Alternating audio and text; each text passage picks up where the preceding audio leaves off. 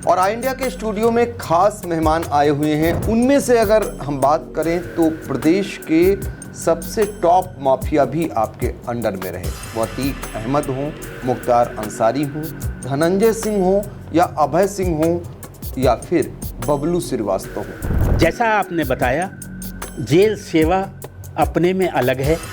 Jail सेवा के अंतर्गत बदमाशों से ही पाला पड़ता है। लेकिन इस दौरान आपके बहुत सारे किस्से हैं। शुरुआत हम कहाँ से करें, क्योंकि मुख्तार अंसारी अब नहीं है या अतीक अहमद नहीं है। एक को ही उठा लेते हैं। मुख्तार अंसारी का किस्सा है आपके साथ बड़ा रोचक। उसमें जब बताया जाता है कि पिस्टल तक तानने की बात आ गई, इन्होंने हमसे कहा कि साहब मैं तो अब तो यूपी का आदमी हो गया, दिल्ली का नहीं हूँ, और मैं तो यूपी पुलिस से जाऊँगा।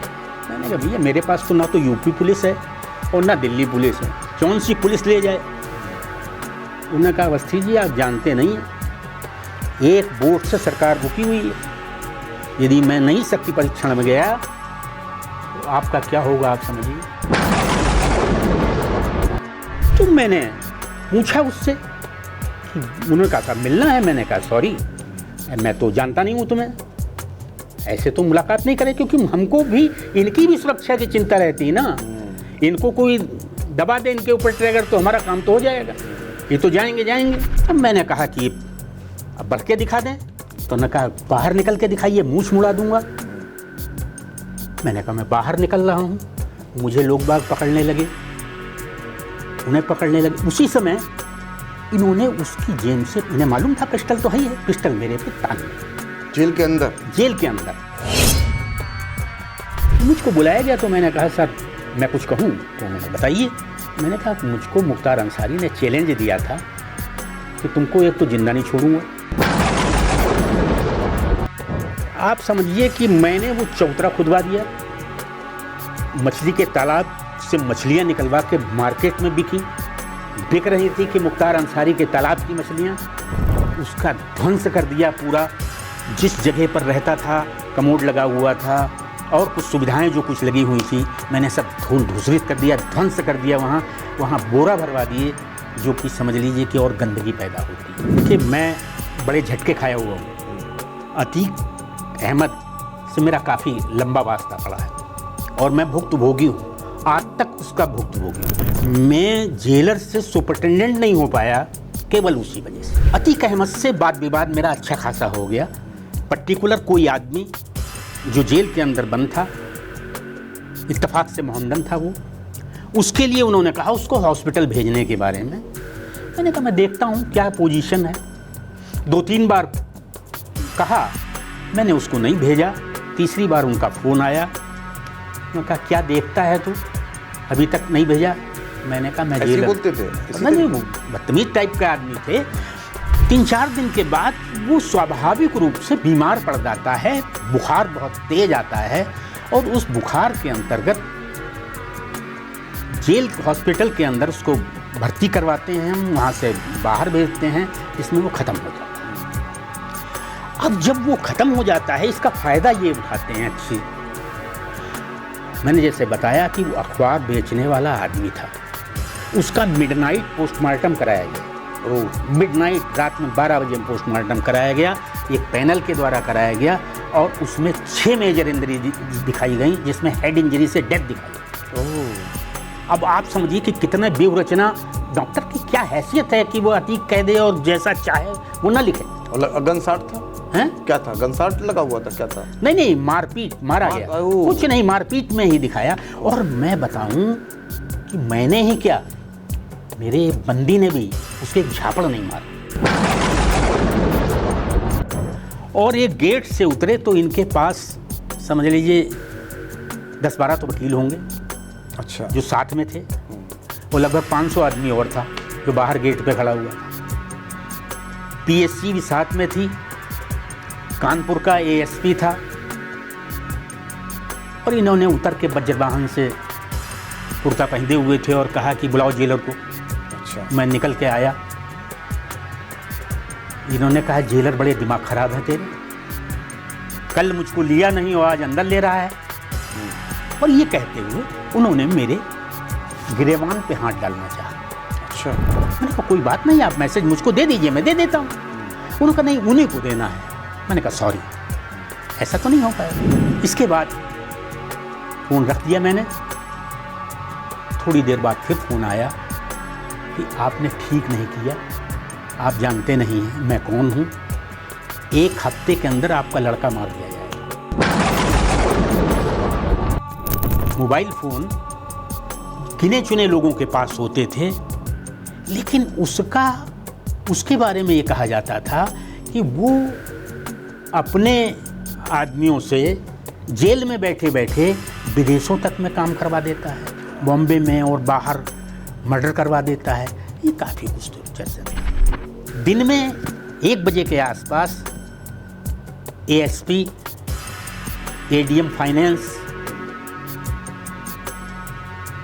और इंस्पेक्टर और सब इंस्पेक्टर काफ़ी फोर्स आता है और दिन में छापा डाला जाता है। जेल के अंदर तलाशी लगाई जाती है, पर्टिकुलर उसके वार्ड में लैट्रीन के टैंकों को खुलवा के, छत पे सीढ़ी लगवा के, उसके कपड़े उतरवा के हर तरह से देखा जाता है, लेकिन उनको कुछ मिलता। अग्रेसिव नहीं होता था, बस तेज नहीं था, बहुत साइलेंट रहता था, बहुत कम बोलता था, अंगे मंगे। मैं तो यहाँ लखनऊ डिस्ट्रिक्ट जेल पर भी बंद हुआ, मैंने देखा कि वो मुख्तार अंसारी से ज़्यादा चिपकने से लगे थे, कभी कभी उनके वार्ड की तरफ जाने लगते थे। कौन? बबलू श्रीवास्तव।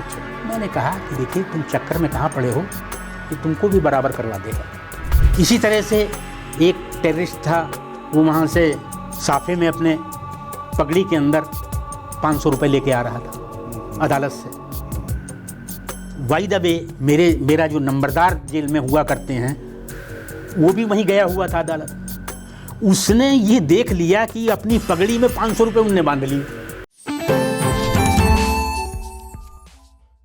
नमस्कार, आप देख रहे हैं आई इंडिया और मैं हूं डॉक्टर पंकज सिंह गौर। और आई इंडिया के स्टूडियो में खास मेहमान आए हुए हैं, आप सभी का परिचय कराते हैं। आपने इनका कार्यकाल देखा होगा और आज उस कार्यकाल के दौरान चुनौतियों को भी हम बताएंगे। दरअसल आपका नाम है एसके अवस्थी साहब, जो जेल की लंबे समय तक सेवाएं दी आपने।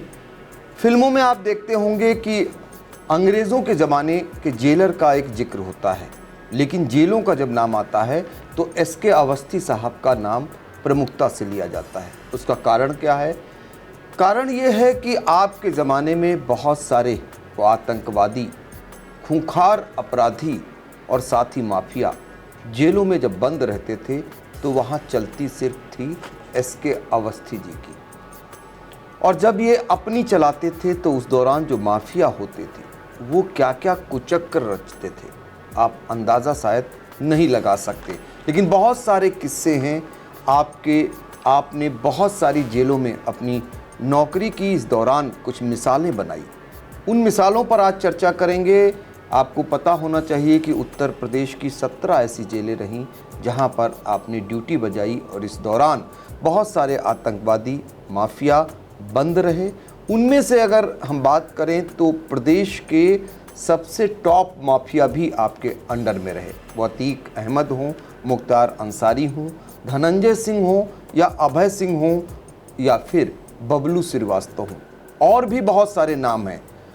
इसी को लेकर आज चर्चा करेंगे, क्योंकि आपने अपने कार्यकाल के दौरान कुछ ऐसे घटनाक्रम थे जिनको एक पुस्तक में पिरोया है। ये पुस्तक है जेल सेवा एवं चुनौतियाँ। इसको आप सभी पढ़ सकते हैं, उन किस्सों से रूबरू हो सकते हैं जो जेलों में घटित घटनाएं हुई। माफिया क्या कुछ नहीं करता था, और लेकिन जेलर ऐसा सख्त रहता था कि पार नहीं पाते थे। तो पहले तो एसके अवस्थी साहब, आपका स्वागत है। नमस्कार। आपने मुझे मौका दिया अपने स्टूडियो में बात करने के लिए। आपके जनपद सीतापुर में मुझे रहने का सौभाग्य मिला है। मैंने लगभग 5.25 साल सेवा की है। वैसे मैं मूलतः आपके बगल का जनपद लखीमपुर खीरी जो है, यहाँ उवैल का रहने वाला हूँ, लेकिन अभिलेखों में मेरा गृह जनपद लखनऊ है और लखनऊ में मैं निवास करता हूँ। जैसा आपने बताया, जेल सेवा अपने में अलग है। जेल सेवा के अंतर्गत बदमाशों से ही पाला पड़ता है, यहाँ संत महात्मा तो नहीं आते हैं, यहाँ माफिया आते हैं, अपना भौकाल बनाते हैं, हर तरह का दबाव बनाने की कोशिश करते हैं। जो उनके दबाव में आ जाता है, साम दाम दंड भेद चारों नीतियों से उनको घेरने का प्रयास करते हैं और अपना उल्लू सीधा करते हैं। देखिए, वैसे तो कहावत कही जाती है कि हर शहर में कुत्ता होता है जी। और वो अपनी गली का शेर होता है। अब हमको तो हर गली में गुजरना है, जी। हर एक से वास्ता पड़ता है। जहाँ तक कुछ और बातें हैं, सांप सब जगह तिरछा चलता है लेकिन बिल में सीधा ही जाता है। यानी कि आपका इशारा है कि जेल में सीधा ही जाता है, चाहे माफिया हो चाहे आतंकवादी हो। माफिया कभी अटकना नहीं चाहता। वो नहीं चाहता है कि वो मेरा अधिकारी से इस तरह से मेरा पाला पड़े कि उलझन वाली मेरे लिए वो स्थिति ना पैदा हो। वो अपना काम निकालना चाहता है।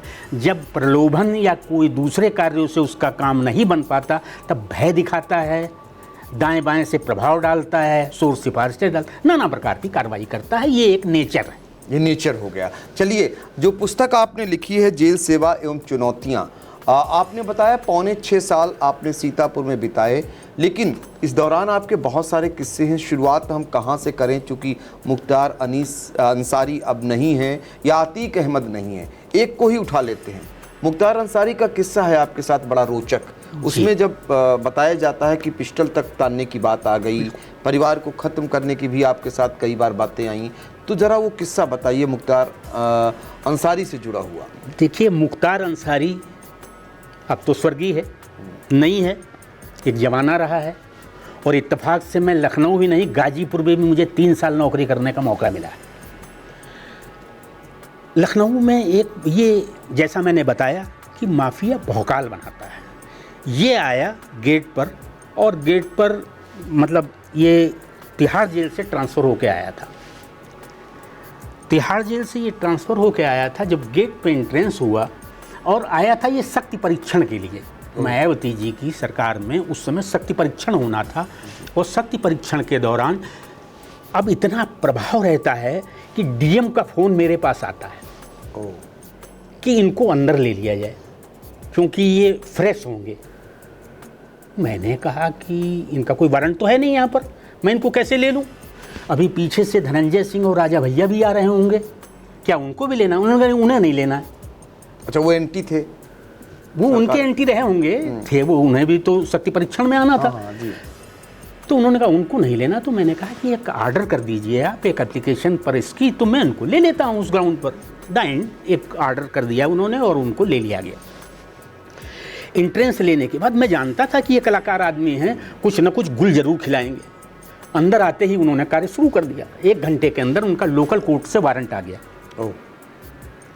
कि इनको अग्रिम आदेशों तक यहाँ से ट्रांसफ़र ना किया जाए, इसी जेल पर रखा जाए। क्योंकि वो तिहाड़ जेल से आए थे, दिल्ली पुलिस से आए थे, तो उनको दिल्ली पुलिस ही इनको शक्ति परीक्षण के लिए ले जाती विधानसभा। इन्होंने हमसे कहा कि साहब मैं तो अब तो यूपी का आदमी हो गया, दिल्ली का नहीं हूँ, और मैं तो यूपी पुलिस से जाऊँगा। मैंने कहा भैया मेरे पास तो ना तो यूपी पुलिस है और ना दिल्ली पुलिस है, कौन सी पुलिस ले जाए? उन्होंने कहा अवस्थी जी आप जानते नहीं हैं, एक बोर्ड से सरकार रुकी हुई है, यदि मैं नहीं शक्ति परीक्षण में गया तो आपका क्या होगा आप समझिए। ये मुख्तार अंसारी का कहना। मुख्तार अंसारी मुझसे ये बात कह रहा है। मैंने कहा देखिए मैं नौकरी कर रहा हूँ यहाँ पर, अब जो देखा होगा मुझे क्या करना है इससे। उसी समय डीएम साहब का फ़ोन आ गया। डीएम साहब ने पूछा कि क्या बात, कि ये मुख्तार अंसारी निकला नहीं अभी? मैंने कहा साहब वो तो मना कर रहे हैं कि नहीं जाएंगे हम। उन्होंने कहा नहीं जाएंगे कैसे? वो कह रहे हैं कि मैं दिल्ली पुलिस से नहीं जाऊंगा, यूपी पुलिस से जाऊंगा। तो उन्होंने कहा आपको क्या दिक्कत है? मैंने कहा मेरे अंडर में ना यूपी पुलिस है ना दिल्ली पुलिस है। उन्होंने एसपी को तुरंत फ़ोन दिया, इनके एसपी से बात करिए। एसपी ने हमसे कहा क्या बात है, तो वहीं सीओ था, उन्होंने सीओ से ऑर्डर किया कि इनको ले जाए। इस तरह से हो गया। एक तो ये पहला। इसी दौर उसने, मैंने क्या किया कि तत्काल लोकल कोर्ट को एक लेटर लिख के भेज दिया जिसमें मैंने कह दिया कि दिल्ली कोर्ट ने ऑर्डर दिए हैं कि इनको शक्ति परीक्षण के पश्चात पुनः तिहाड़ जेल वापस लाया जाए। संभवतः ये चीज़ आपके संज्ञान में नहीं लाई गई है, इसलिए आपने ये आदेश दिया है, कृपया पुनर्विचार करने का कष्ट करें। शाम तक कोर्ट का ऑर्डर आ गया, इनको चले गए दिल्ली। इन्होंने जाते जाते कहा कि लग रहा है अवस्थी जी आपको गाजीपुर ट्रांसफ़र करा के नौकरी करना सिखाना होगा। मैंने कहा कि गाजीपुर, जहाँ अपने जनपद बुलाना अपने होगा। जनपद के लिए अच्छा। उन्होंने कहा कि गाजीपुर लग रहा है आपको गाजीपुर जनपद बुला के नौकरी करना सिखाना होगा। मैंने कहा इस्तीफा तो दे नहीं देंगे हम, गाजीपुर भी हम नौकरी कर लेंगे। ये तो चले गए। ये तो एक वाकया हुआ मुख्तार अंसारी जी, पहली छेड़छाड़ हमारी हुई। दूसरे वाकया के अंतर्गत ये जेल के अंदर फिर तिहाड़ जेल से वारंट करा के, नए वारंटों, क्योंकि वारंटों का पुलिंदा बना रहता है, ये यहाँ आ गए लखनऊ जेल पर। सामान्यतः जैसा मैंने बताया चलने लगे धीरे धीरे।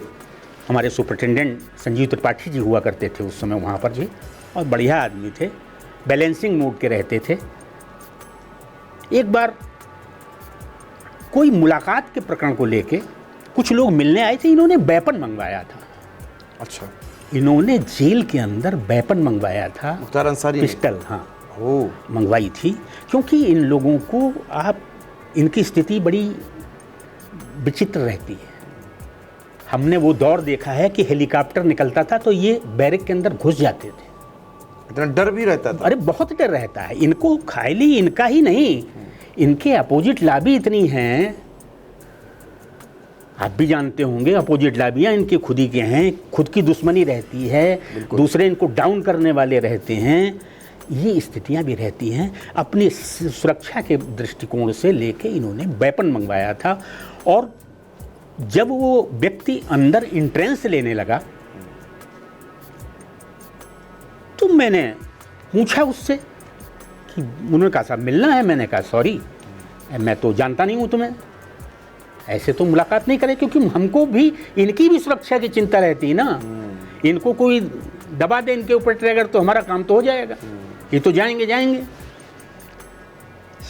ये पूछिए कि वो मैंने रोक दिया उसको, और ये खबर इनके पास पहुंच गई।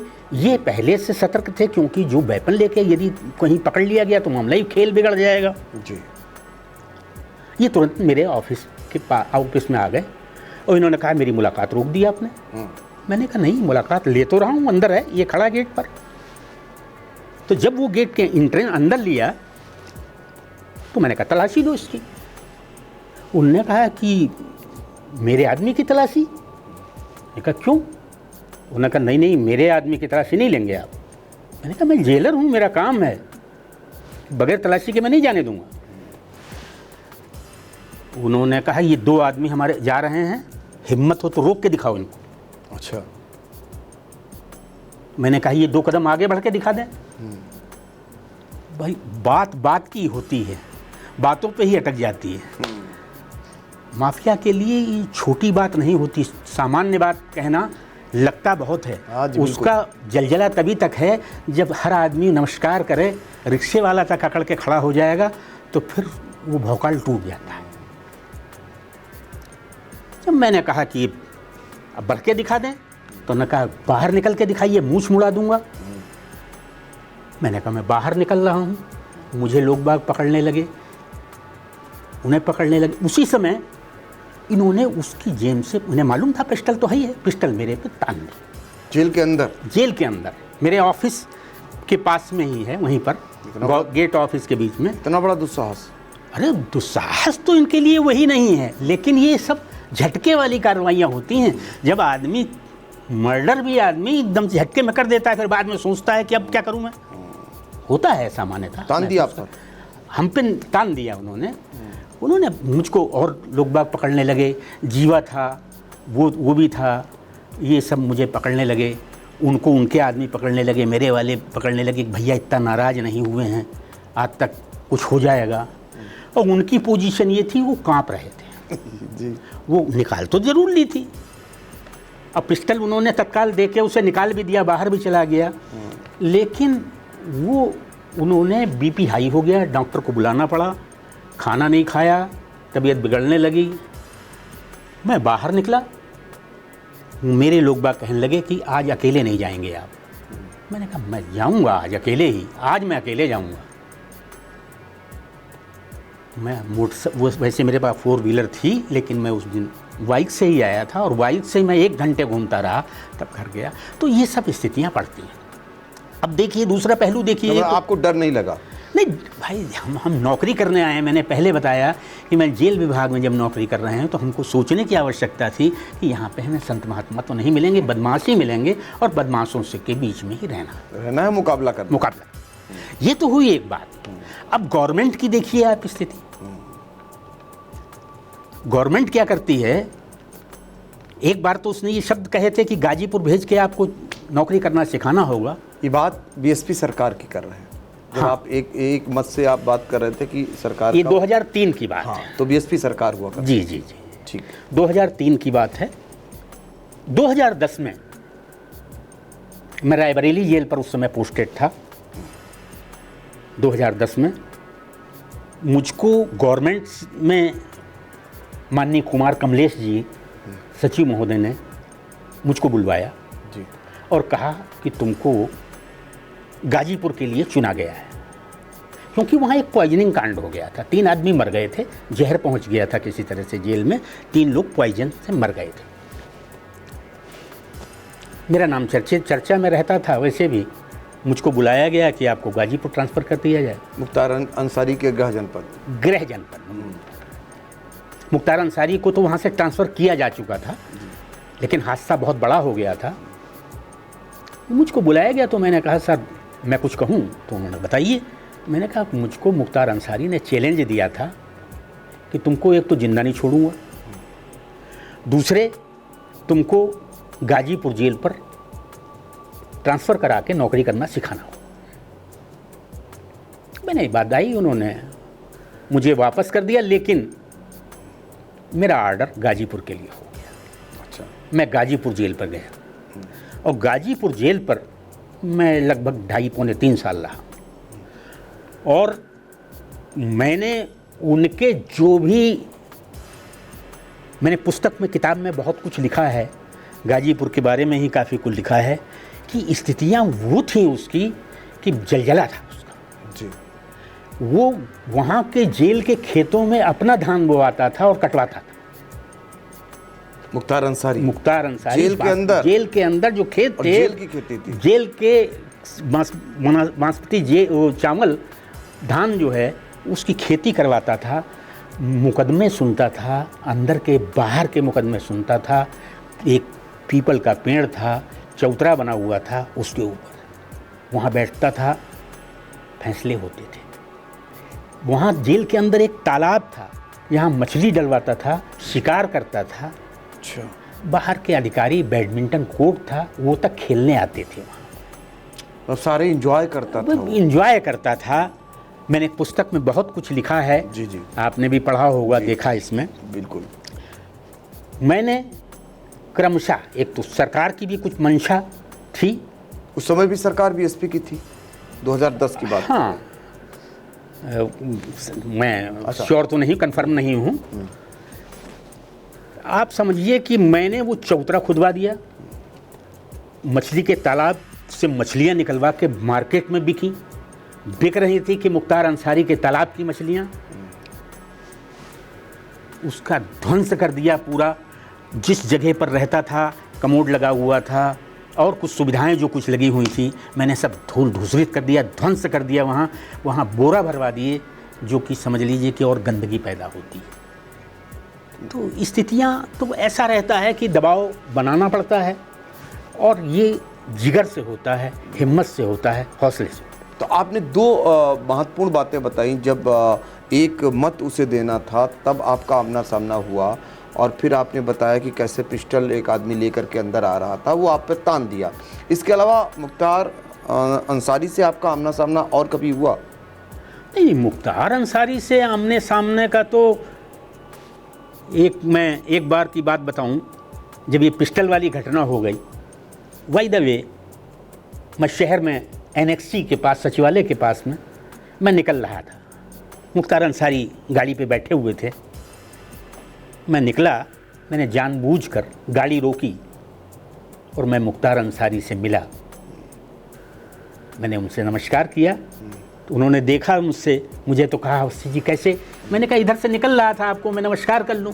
मेरा कहने का आशय ये था कि उसको भी एहसास हो कि ऐसा नहीं है कि ये मुझसे डरते घूम रहे हैं, कुछ ना कुछ तो ही है जो मुझसे आकर स्वतः मिले। बिल्कुल। तो देखिए, ये मुख्तार अंसारी का किस्सा है जो अब नहीं है हमारे बीच, लेकिन कितना खूंखार था, कितना उन्हें राजनीतिक रूप से संरक्षण मिला हुआ था। जेल के अंदर कितनी उनकी तूती बोलती थी, लेकिन उस तूती को एक जीवट के पक्के अधिकारी ने ख़त्म कर दिया। कहते हैं यदि आपने तय कर लिया और अपने कर्तव्यों का पालन आपने बखूबी ढंग से निभा दिया तो सामने कोई भी हो, कोई परवाह नहीं रहती है। सामने बैठे हमारे साथ एसके अवस्थी, जो उस समय जेलर हुआ करते थे, और आप अंदाज़ा लगा लीजिए कि जिनके ऊपर मुख्तार अंसारी ने पिस्टन तान दी हो, और उसके बाद उस गाज़ीपुर जेल में जाकर आपने, जहां पर उन्हें आमंत्रित किया था, बुलाया था कि तुम्हें हम यहाँ बुलाकर ख़त्म कर देंगे, वहाँ जाकर उनकी सल्तनत को ख़त्म कर दिया। जो जेल के अंदर उनकी सल्तनत चल रही थी उसको ही ख़त्म कर दिया। तो एक किस्सा था ये मुख्तार अंसारी का। अब ज़रा दूसरा किस्सा भी सुनते हैं, वो है अतीक अहमद का। अतीक अहमद का नाम आता है तो आप सभी जान ही जाते होंगे कि किस तरीके से उस माफिया का आतंक हुआ करता था। हालांकि योगी सरकार ने उसका अंत कर दिया, लेकिन अतीक अहमद को लेकर भी आपका आमना सामना हुआ जेल में। अतीक अहमद का आपका आमना सामना कहाँ हुआ? देखिए, मैं बड़े झटके खाया हुआ हूँ। अतीक अहमद से मेरा काफ़ी लंबा वास्ता पड़ा है और मैं भुक्तभोगी हूँ, आज तक उसका भुक्तभोगी हूँ। मैं जेलर से सुपरिटेंडेंट नहीं हो पाया केवल उसी वजह से। नैनी जेल पर मैं पोस्टेड था।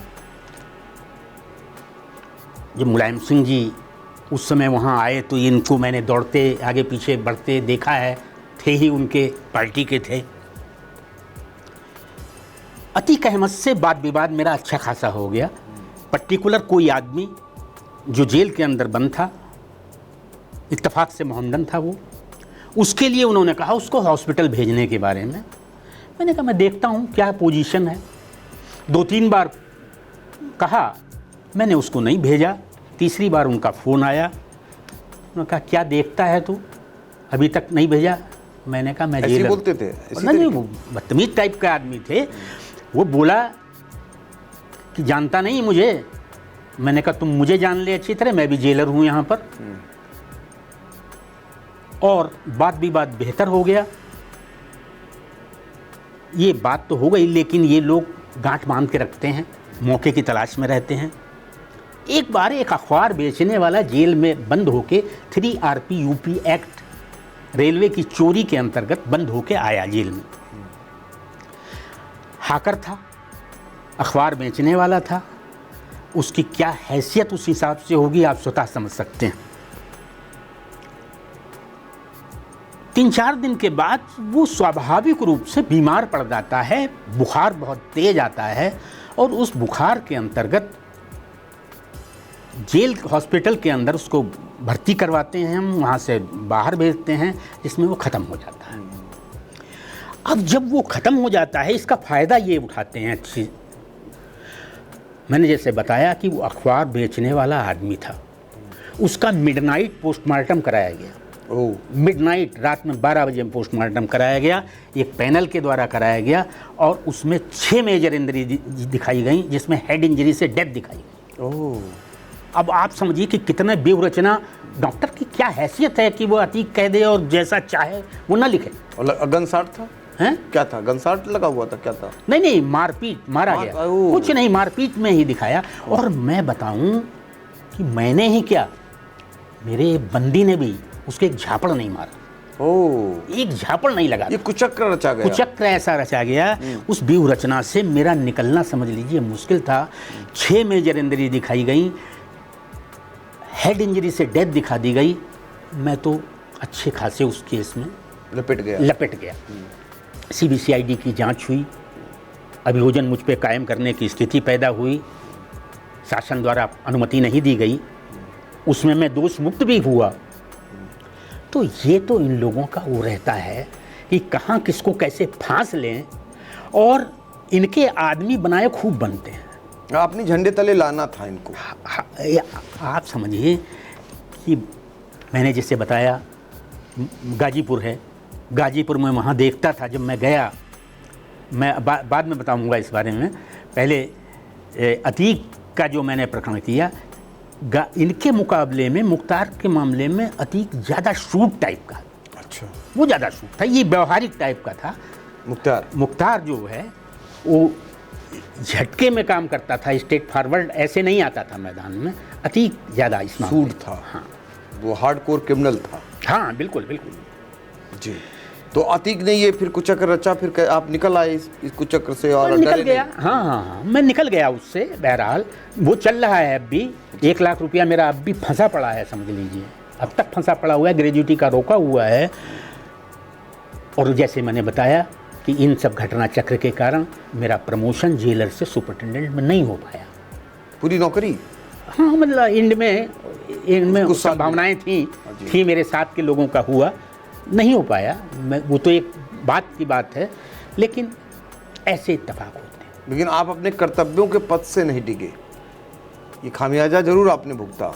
देखिए, हर व्यक्ति का नेचर होता है, वो अपने नेचर से, बहुत लोग नौकरी करते हैं पैर छू छू के अपना निकाल के चले जाते हैं, उन्हें कोई फ़र्क नहीं पड़ता है कि कौन कितना भारी है, कौन कितना क्या है, उनके लिए सब सामान्य दिखाई पड़ रहे हैं। और हमें तो सामान्य व्यक्ति पर, देखिए, प्रभाव डालने के लिए लोगों का रवैया ये रहता है कि वो छुटभइये को, छोटे मोटे अपराधी को डांटते पीटते मारते हैं, शोबाजी करते हैं, बड़ा भौकाल बनाते हैं कि मैं बड़ा भारी तेज तर्रार आदमी हूँ, इनको पीट रहा हूँ, और मोटे माफियाओं पर वो हाथ नहीं डालते। जबकि प्रशासन में यदि आपको आगे बढ़ना है तो 10-15 छोट भइयों के अलावा एक मोटे आदमी पर एक बार हाथ डाल के देखिए, तो स्वतः भी मज़ा आएगा अपने को भी कि हमने किस पर हाथ डाला, और उसको भी मज़ा आएगा कि किसने हाथ डाला। अतीक का किस्सा यही था, और कोई आपसे फिर कभी आमना सामना हुआ, कभी जेल में आपसे कोई ऐसी बात? नहीं, और कोई बात नहीं हुई। यही ऐसा बन गया था कि बहुत तगड़ा बन गया था। वैसे लखनऊ डिस्ट्रिक्ट जेल में भी, ये जेल में मेरे सामने एक बार बंद हुआ आके, कोई ऐसी बात नहीं आई। तो ये तो अतीक अहमद का किस्सा था। अतीक का अंत कैसे हुआ सबने देखा। चूँकि जो व्यक्ति जैसा करता है उसको वैसा मिलता है, ये कहा गया है। और अतीक पर कई लोगों की जान लेने के आरोप थे, और ऐसे में उनकी जान कैसे गई इसको सबने देखा। अब हम आपको और भी तमाम ऐसे सफ़ेद पोस्ट माफिया जो बाहुबली कहलाते हैं उत्तर प्रदेश में, उनके बारे में भी आपको बताएंगे। चूँकि जेल में रहते हुए आपका उनका आमना सामना हुआ है। उनमें से बाहुबली धनंजय सिंह, बाहुबली अभय सिंह और अखिलेश सिंह, इनकी अपने अपने इलाकों में ही नहीं, आसपास के जनपदों में तूती बोलती थी। इनमें से अखिलेश सिंह नहीं हैं, लेकिन 2 अभी भी बाहुबली, अभय सिंह और धनंजय सिंह, जो एक धनंजय सिंह पूर्व सांसद हैं, तो अभय सिंह मौजूदा विधायक हैं। तो इनकी कार्यशैली कैसी थी जेल में, जब जेलर के पद पर रहते हुए इनके साम्राज्य को आपने नहीं चलने दिया, तब आपके साथ क्या कुछ घटता था, या क्या कुछ कराना चाहते थे आपसे ये लोग? देखिए, आपने 3 लोगों का जिक्र किया, अखिलेश सिंह का, अभय सिंह का, धनंजय सिंह का। मैं अखिलेश सिंह को पहले ले लूँ, ज़्यादा रहेगा। रायबरेली से आते थे। क्योंकि मैं सीतापुर से लखनऊ गया था 2003 में, जब ये मुख्तार अंसारी वाला प्रकरण हुआ था। वहाँ के बाद मैं फिर लौट के आ गया था, 6.25 साल यहाँ पर रहा सीतापुर। फिर मैं रायबरेली चला गया। रायबरेली में अखिलेश सिंह नाम के माफिया हुआ करते थे, जो अपने एरिया के किंग थे। आप समझिए कि उनका जलवा बहुत ज़बरदस्त था।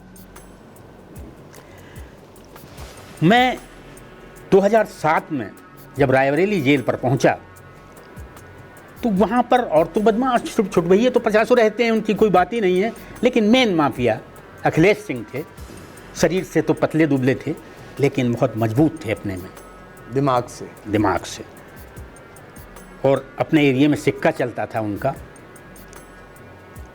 एक बार आर्डर उनका हो गया कानपुर जेल ट्रांसफ़र करने के बारे में।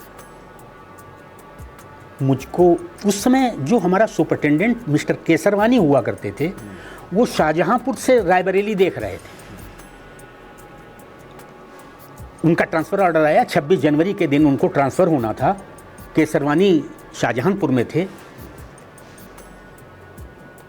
मैंने अरेंज किया और इनको भेजने की व्यवस्था की। इनको जब पता चला कि मेरा ट्रांसफ़र ऑर्डर आ गया है, बड़ा साइलेंट मोड में कार्रवाई हुई थी और इन्होंने मुझसे गेट पर आ गए तो मुझसे स्ट्रेट फॉरवर्ड तो नहीं कहा, इन्होंने कहा ये केसरवानी मेरा ट्रांसफ़र कराएगा, और अपशब्दों का उच्चारण उन्होंने किया। मैंने कहा कि जबान संभाल के विधायक जी, आप असभ्य शब्दों का, अपशब्दों का उपयोग उनके सामने करिए, मेरे सामने मत करिए, पीछे मत करिए। दाइंड मैंने इनको भेज दिया कानपुर। ये जानते थे कि कानपुर मैं चला तो गया हूँ, फिर मैं जुगाड़ देखूंगा अपना। एक ऑर्डर कोर्ट से ये हो गया कि ये जब तारीख पर यहाँ रायबरेली आएंगे तो 3 दिन यहाँ रहेंगे, 3 दिन यहाँ रहेंगे और फिर कानपुर चले जाएंगे।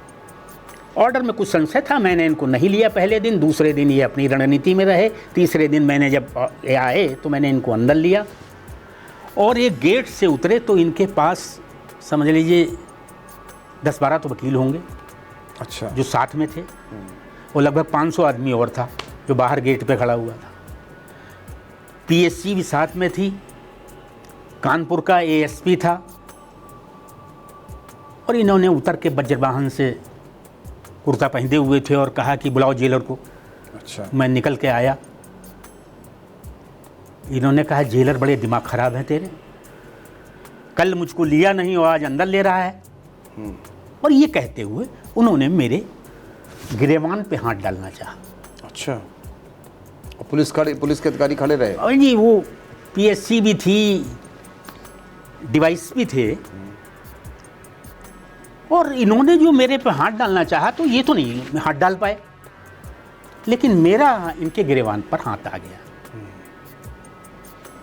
इनका कुर्ता मेरे पकड़ में आ गया। लोगों ने उन्हें खींचा, उनके आदमियों ने, मेरे आदमियों ने मुझे खींचा। इनके कुर्ते की 3 बटन मैं पट्टी के मेरे हाथ में आ गए, कुर्ता फट गया। अखिलेश सिंह का कुर्ता फट जाना बहुत बड़ी बात। रायबरेली में फट जाना? रायबरेली में फट जाना। इन्होंने कुर्ता फाड़ दिया पूरा। और ये अब जब कुर्ता फट गया, कार्रवाई बढ़ गई आगे को, तो मैंने भी अलार्म करवा दिया। हमारे स्टाफ के आदमी भी लाठी लेके आ गए, भगदड़ सी मच गई। पीएससी भी हरकत में आ गई, एक्शन में। लोग बाग भागने लगे वहाँ से। ये गेट के अंदर आ गए कि मैं अंदर आ गया हूँ, बैरिक जा रहा हूँ। मैंने कहा रुकिए, तलाशी लो। मैंने तलाशी लेवाई उनकी, कुछ नहीं था। ये अंदर चले गए। गवर्नमेंट से, हमारे केसरवानी बहुत तेज़ आदमी थे, उन्होंने गवर्नमेंट में ऑर्डर कहा। गवर्नमेंट से हमारे एडिशनल आईजी पुंडीर साहब हुआ करते थे, वो रात में 11 बजे आए।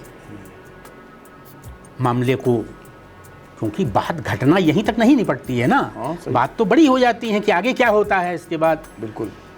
तो पुंडीर साहब भी, चूँकि वो भी ठाकुर थे एक तरह से, उन्हें बड़े उससे इत्मीनान से उनसे बात करी तो रोने लगा। वो रो रहा था वास्तव में और कह रहा था इनका क्या है, ये तो बाहर के आदमी हैं, आज यहाँ हैं कल चले जाएंगे।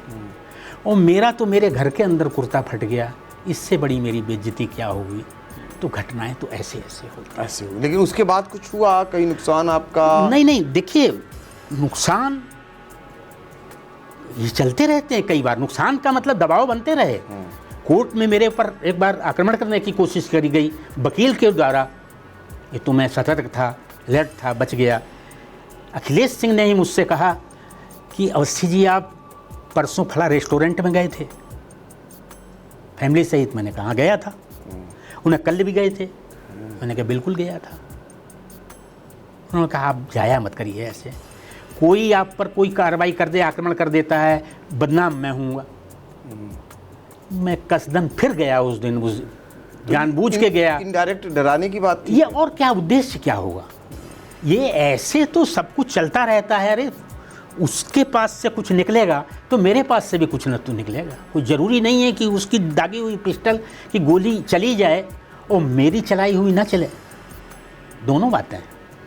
देखिए, एस.के. अवस्थी जो जेलर के पद पर लंबे समय तक रहे और एक से एक माफियाओं से उनका आमना सामना हुआ, बहुत सारे किस्से हैं। हम आपको लगातार अपने दर्शकों को बता रहे हैं कि जेल सेवा एवं चुनौतियाँ, इनकी पुस्तक है, इसको आप लोग ज़रूर पढ़िए। इसमें ये किस्से कहानियाँ आपने उस दौरान का जो घटनाक्रम है उसका उल्लेख किया है, और वो माफिया जो उत्तर प्रदेश ही नहीं कई प्रांतों में जिनका अपना नाम हुआ करता था, जिनका नाम आते ही जुबान पर एक अलग सी सिहरन से लोगों को आ जाती थी, उनसे आपका आमना सामना हुआ।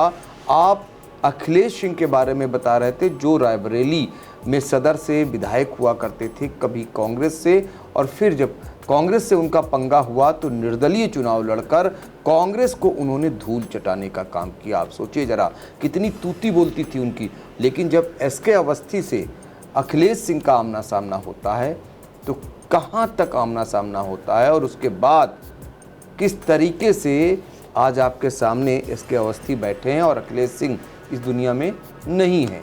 तो ये सारे उदाहरण इसलिए हम बार बार दे रहे हैं क्योंकि यदि आपने तय कर लिया कि आप अपने कर्तव्य के पथ से नहीं हटेंगे और उसका निर्वाहन करेंगे, तो निश्चित तौर पर कितनी भी बड़ी ताकत अगर सामने खड़ी है गलत करा रही, तो कतई गलत आप ना करिए। चूँकि आज जीता जागता उदाहरण है, आज जिक्र होता है जेलों का तो एस.के. अवस्थी साहब का नाम ज़रूर आता है। ये तो अखिलेश सिंह जी की बात हो गई।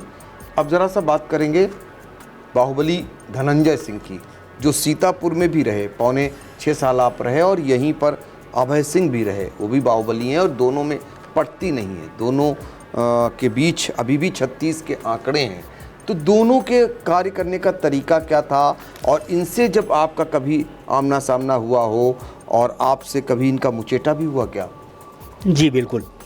देखिए, वैसे तो विभाग में मैंने 17 अप्रैल 1976 को ज्वाइन किया था, 17 अप्रैल 1976 को, और 30 जून 2013 को मैं सेवानिवृत्त हुआ। 37 साल मैंने जेल पर नौकरी की, पूरब से पश्चिम, उत्तर से दक्षिण। मेरठ भी रहा मैं, पीलीभीत भी रहा, इटावा भी रहा, गाजीपुर भी रहा। अभय सिंह और धनंजय सिंह लगभग समकालीन ही हैं। अभय सिंह तो मेरा सीतापुर में वास्ता पड़ा था, धनंजय सिंह का लखनऊ में भी वास्ता पड़ा। वैसे अभय सिंह और धनंजय सिंह में मुझको धनंजय सिंह के मुकाबले अभय सिंह थोड़ा सामान्य दिखाई पड़ता है। जी, एक तो मैं घटना बताऊं कि अभय सिंह ने अपना प्रभाव दिखाते हुए जिला मजिस्ट्रेट से फ़ोन करवाया मेरे पास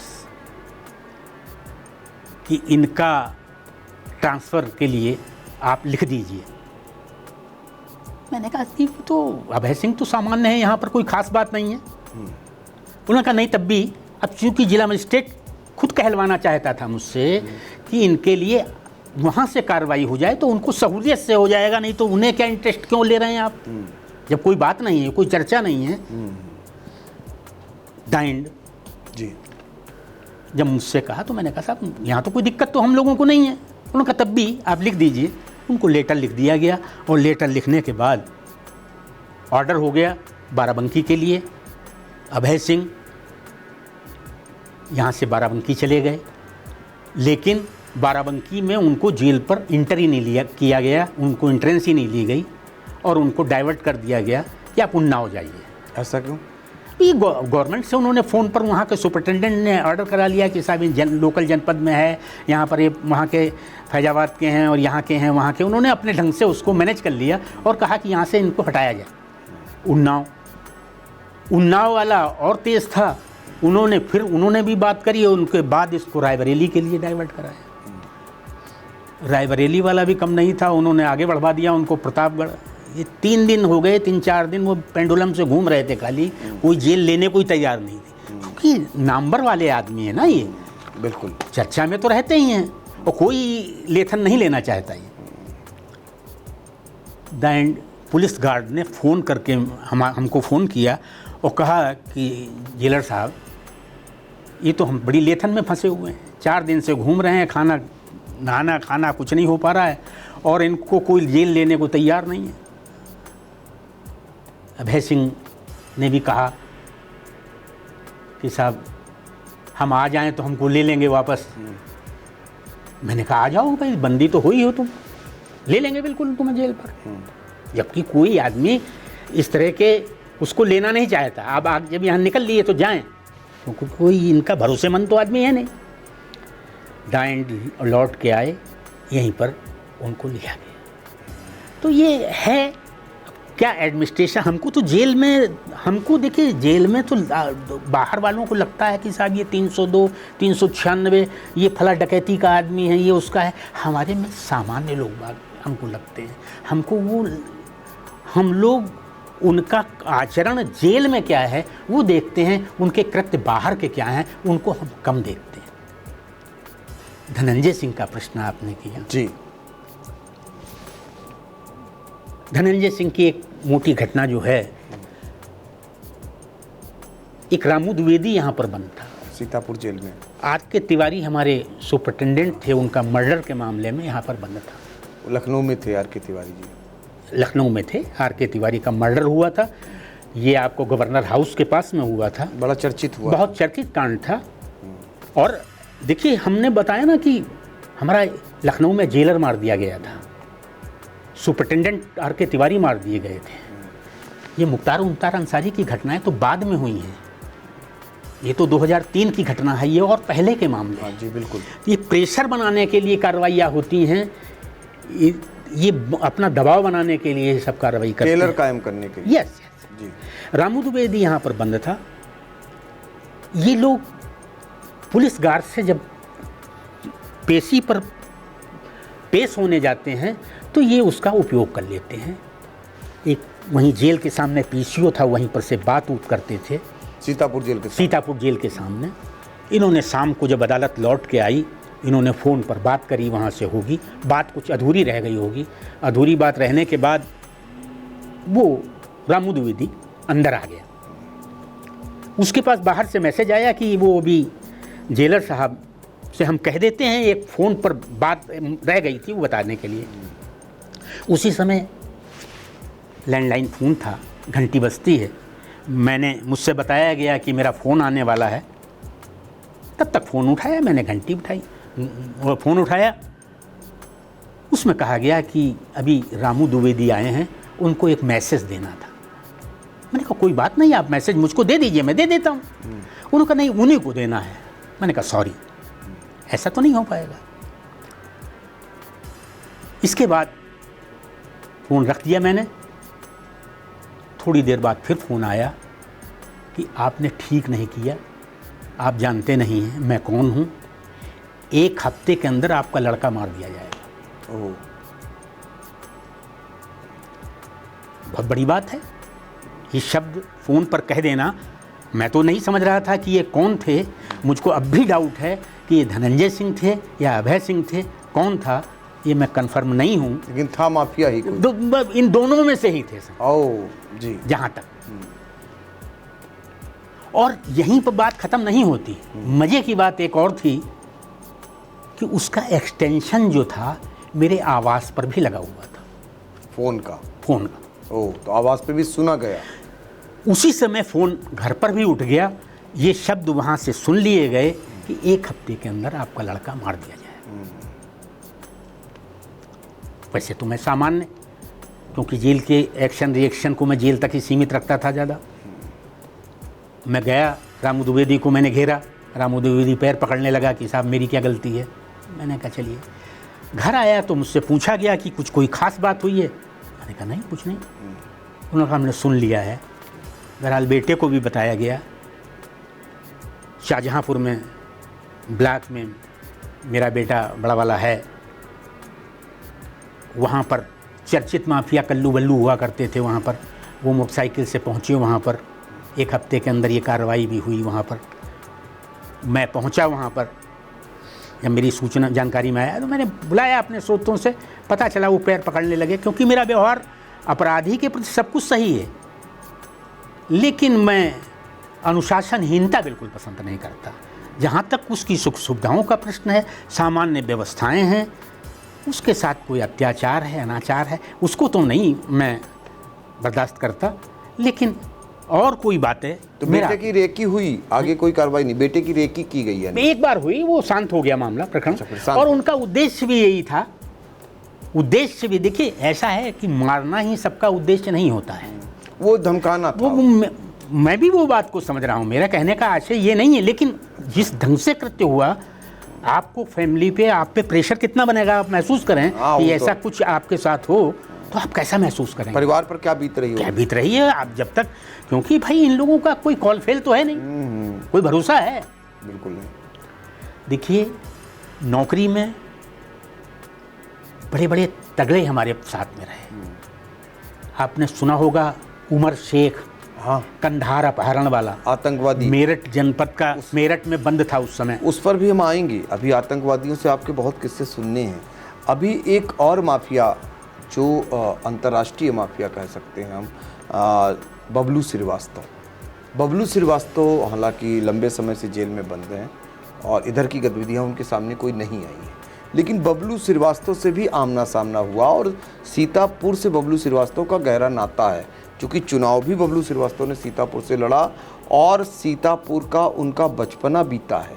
जब वो अपराध की जगत में आए हैं तो सीतापुर में ही एक सफ़ेद पोश नेता द्वारा उनको संरक्षण दिए जाने की बात भी सामने आती है। तो ऐसे में बबलू श्रीवास्तव का कभी आमना सामना हुआ, क्योंकि वो बहुत बड़ा अंतर्राष्ट्रीय माफिया डॉन कहा जाता था। तो कैसी थी उनकी कार्यशैली और क्या कार्य व्यवहार रहता था? देखिए, 98 में, 98 में प्रतापगढ़ से मेरा ट्रांसफ़र इलाहाबाद किया गया था। नैनी जेल पर उस समय बबलू श्रीवास्तव था। बबलू श्रीवास्तव और उसके साथ उसका एक ड्राइवर था, वो 2 लोग बंद थे। ये कानपुर में कोई कमिश्नर कुछ के मर्डर के मामले में था, और भी कई चीज़ें थी, उसके काफ़ी लंबे वो हैं। इस पर उस समय फ़ोन सामान्यता नहीं हुआ करते थे जी। मोबाइल फ़ोन गिने चुने लोगों के पास होते थे, लेकिन उसके बारे में ये कहा जाता था कि वो अपने आदमियों से जेल में बैठे बैठे विदेशों तक में काम करवा देता है, बॉम्बे में और बाहर मर्डर करवा देता है। ये काफ़ी कुछ तो चर्चा था। पुलिस काफ़ी एक्टिव थी, पुलिस चाहती थी किसी तरह से कि इसको हम रंगे हाथों पकड़ लें तो हमें इनाम मिल सकता है। मैंने पुस्तक में विस्तार से इसका वर्णन किया है। वैसे जहाँ तक उसका, हम लोग क्या करते थे कि 250 का स्टाफ था। मान लीजिए 100 आदमी रिजर्व में छोड़ दें हम, जिनको कि हम विशेष ड्यूटियों पे लगाते हैं, तो 150 आदमियों को हम एट रैंडम उठा के ड्यूटी लगाते थे। 3 आदमी हमने उठाए, ड्यूटी लगा दी, कहीं से 3 उठाए, किसी को पता ना चले। लेकिन ये बंदा क्या करता था, जिसकी ड्यूटी लगती थी उसके पास 100 रुपये पहुँच जाते थे। याद नहीं, समय बीत गया, 100 थे 500 थे, पहुँच जाते थे। अब जिसकी ड्यूटी लगी और उसके घर पर एक आदमी गया और उसने 100 रुपये दे दिए। उन्होंने कहा किस बात के? उन्होंने कहा किसी बात के नहीं, आपकी ड्यूटी थी आज? तो उन्होंने कहा हाँ। तो उन्होंने कहा कोई काम हमारे लायक? उन्होंने कहा कुछ काम नहीं। अब वो आप समझिए कि एक बार 4 आदमियों के लिए 400 पहुंच गए, फिर और पहुंच गए 4 आदमियों, तो पूरे 150 आदमी तो घूम फिर के सब उसी ग्रिप में आ गए। मान लीजिए किसी ने नहीं लिए पैसे, मना कर दिया कि भाई मैं नहीं लेता, तो मत लो भैया, उसकी लिस्ट में से नाम काट देंगे। अब वो उसका एक वकील था, गौरव श्रीवास्तव। 2 वकील मिलने आते थे, एक दिल्ली से आता था, एक गौरव श्रीवास्तव। मजे की बात थी कि गौरव श्रीवास्तव की आवाज़ हुबहू वैसी थी जैसे कि उसकी थी, बबलू श्रीवास्तव। सेम। सेम लगभग वही जो रुक रुक के बोलने का मैं स्टाइल था उसका, वैसा ही था। बहुत कुछ तो मुझको तो ऐसा लगता है कि काफ़ी कुछ काम उसके माध्यम से वो करा लेता था, बबलू श्रीवास्तव बन के, जो मैसेज देने होते थे। और नाम उनकी तूती बोलती ही थी। मेरा एक आइडिया है, वो है, पुलिस बहुत चिंतित थी, पुलिस चाहती थी कि किसी तरह पकड़ा जाए मामला। अच्छा। उन्होंने कई बार छापे डाले। इत्तेफाक से एक दिन ऐसा हुआ कि हमारे सुपरिटेंडेंट मिस्टर RN उपाध्याय हुआ करते थे, अब तो सेवानिवृत्त हो चुके हैं। उनके यहाँ सिस्टर इल्ला की मैरिज थी, उच्च अवकाश पर थे, प्रभार मेरे पास था। दिन में 1 बजे के आसपास ASP, ADM फाइनेंस और इंस्पेक्टर और सब इंस्पेक्टर, काफ़ी फोर्स आता है और दिन में छापा डाला जाता है। जेल के अंदर तलाशी लगाई जाती है, पर्टिकुलर उसके वार्ड में लैट्रीन के टैंकों को खुलवा के, छत पे सीढ़ी लगवा के, उसके कपड़े उतरवा के, हर तरह से देखा जाता है, लेकिन उनको कुछ मिलता नहीं। निराश होकर वो वापस चले जाते हैं। जब रिपोर्ट करते हैं अधिकारी को जाके कि कुछ मिला नहीं, तो उन्होंने कहा कि कैसे पुलिस वाले हो, रख देते। उनके लिए दाएं हाथ का काम है। उन्होंने कहा साहब अब क्या करा जाए, हमको शाम को मौका दीजिए एक बार और हम ये काम कर देते। दिसंबर का महीना था, जाड़ों का। PK तिवारी हमारे SSP हुआ करते थे वहाँ पर, लालजी शुक्ला SP सिटी थे, जुगल किशोर तिवारी CO थे, एक और CO साथ में थे, और इसके अलावा 50 उनके साथ में और इंस्पेक्टर और सब इंस्पेक्टर और सिपाही ये तो थोक में थे। इन्होंने जेल पर आगमन किया। शादी का मौका था, वहाँ पर मैं भी वहीं पर सूट वूट पहने तैयार खड़ा हुआ था। सूचना मुझको मिलती है कि जेल पर छापा पड़ रहा है, डालने के लिए आए हुए। मैंने किसी को डिस्टर्ब नहीं किया। एक नाइट ड्यूटी ऑफिसर हमारा, जो एक डिप्टी जेलर रहता है, मिस्टर जगदम्बा प्रसाद दुबे थे, उनको मैंने साथ लिया और मैं गेट पर आया। विक्रमाजीत तिवारी जी ADM सिटी थे। मैंने कहा साहब मैं रात में तो छापा डालने की परमिशन नहीं दूंगा। उन्होंने कहा अरे मैं DM के बिहाफ पे आया हूँ, अब मैं पहले भी विजिट करने आ चुका हूँ, आप जानते नहीं। तो मैंने ये भी सोचा कि ये कुछ और समझेंगे, पता नहीं क्या बात है, क्यों छिपा रहे हैं। डाइंड मैंने परमिशन दे दी और गेट के अंदर से मैंने कहा कि किसी के पास कोई आर्म मोबाइल हो तो रख दे, कोई साथ में लेके नहीं आएगा। उन्होंने कहा नहीं ठीक है, दे दिए, अपने गार्ड को दे दिए। क्रमशः मैंने अंदर लिया। अब एक बात सोचने वाली बैठती है कि ADM की तलाशी उस तरह से तो नहीं लिया जा सकती जैसे एक बंदी की ली जाती है। बिल्कुल। SP सिटी, CO सिटी, सामान्यतः अब आदमी को कह दिया गया अंदर। ये लोग नैनी में आप समझे काफ़ी लंबा 500 मीटर का, लगभग 500 मीटर के आसपास का होगा दूरी, पर्टिकुलर जिस पार्ट में वो रहता था गेट से उतनी दूरी पर था। जब वहाँ पर पूरा फोर्स अंदर पहुँचा, अब रात के पीरियड में जेल बंद हो चुकी है। हमारे यहाँ जेल पर लिमिटेड आदमी रहते हैं नाइट के अंदर। मैं, मेरे साथ डिप्टी जेलर, 3-4 सिपाही और वो 50 आदमी। जब वहाँ पहुँचते हैं तो ऊपर वाला भी कुछ ध्यान रखता है। बिल्कुल। मेरी छठी इंद्री जागृत हुई। वो गेट के अंदर घुस गए, आ गए बिल्कुल, और पुलिसिया स्टाइल जो जिसे कहते हैं कि वो दाएं बाएं कुछ उठा के इधर से उधर देखने लगे। ऊपर से मुझे भी कुछ संकेत मिला, छठी इंद्री जागृत हुई, कुछ गड़बड़ है।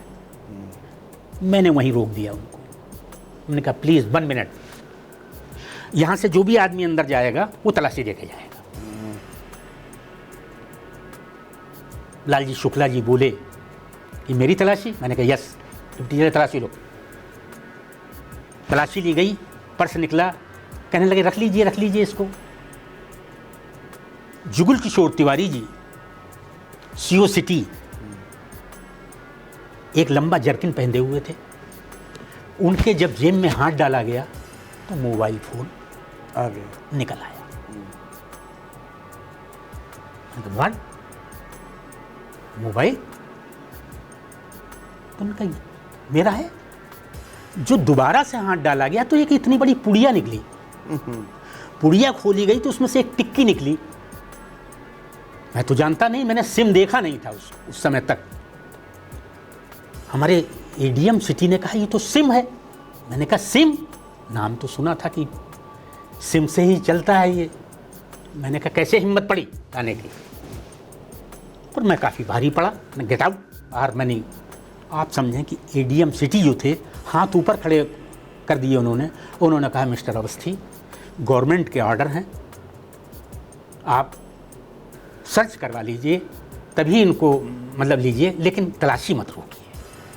अरे मैंने कहा साहब ये तो वो काम कर रहे हैं जैसे कट्टा लगा देते हैं, दारू लगा देते हैं, 60 एक्साइज एक्ट का केस बना देते हैं, वैसे तुम ये करते मेरे साथ कर रहे हैं, आप देखें इनको। तो ऐसी, ये देखिए, ये मैं क्या कहूँ उसके बारे में, काफ़ी कुछ इसको मैंने फेस किया। उसमें प्रेस कॉन्फ्रेंस करी उस संबंध में, और मैंने काफ़ी प्रतिरोध किया। तो इस तरह से कार्रवाई, लालच की, और केवल उद्देश्य ये है कि हमको इनाम मिल जाएगा। इनाम ही था, और क्या था उसमें।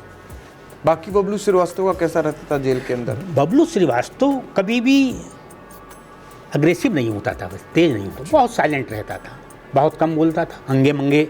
मैं तो यहाँ लखनऊ डिस्ट्रिक्ट जेल पर भी बंद हुआ, मैंने देखा कि वो मुख्तार अंसारी से ज़्यादा चिपकने से लगे थे। कभी कभी उनके वार्ड की तरफ जाने लगते थे। कौन? बबलू श्रीवास्तव? बबलू श्रीवास्तव। अच्छा। मैंने कहा कि देखिए तुम चक्कर में कहाँ पड़े हो, ये तुमको भी बराबर करवा देगा, क्योंकि इसको तुम नीचे से अभी इतना ही देख रहे हो, अभी बहुत दूर तक इसका मामले हैं, जहाँ से तुम्हारे टूट चुके हैं वहाँ से जुड़े हुए हैं दाऊद से। मैं वही कहने का मेरा मतलब है कि वहाँ से टूट चुके हैं, इनके जुड़े हुए हैं, और तुमको ऐसे ले लेगा, वहाँ पता भी नहीं चलेगा। बल्कि मंगे कहने लगे कि आप कैसी बात, तो उसने ही झपट दिया उनको। अच्छा, क्या हकीकत में दाऊद इब्राहिम को लेकर के बबलू श्रीवास्तव के कनेक्शन कभी रहे होंगे, फिर टूट गए थे? सुनते हैं, देखिए मैं हम लोगों का वास्ता इन सब चीज़ों से तो नहीं, सुनाया है, क्योंकि यही नहीं देखने, जब ये मैंने जिस दिन टोका था, ये मुख्तार अंसारी के अंदर होता था कि ये कुछ खाने पीने में स्पेशल बन जाता था इनके यहाँ कभी, तो इनको इस तरह से लालच देके इनके पास कम गुंजाइश थी। अच्छा। मैंने जब इनको बताया, वो इत्तेफाक से कुछ दिनों बाद ही ये घटना घटित हो गई, जो पिस्टल वाली हो गई थी, मुख्तार अंसारी वाली, उसमें वो चीज़ ओपन हो गई कि वो इनको बबलू श्रीवास्तव को ज़्यादा वो दिया जा रहा है, इस तरह की बात है। बिल्कुल। तो देखिए, बबलू श्रीवास्तव को लेकर के आपने आज बहुत सारे खुलासे किए। बबलू श्रीवास्तव कैसे थे, उनके साथ रहने वाले वकील की आवाज़ सेम कैसे होती थी, और बबलू श्रीवास्तव को जब जेल में बंद था तो प्रशासन की मंशा क्या थी, उसको आपने कैसे नाकाम किया, अपने सख्त कार्यशैली के चलते, अपनी ड्यूटी निभाने के चलते कैसे उसको नाकाम किया।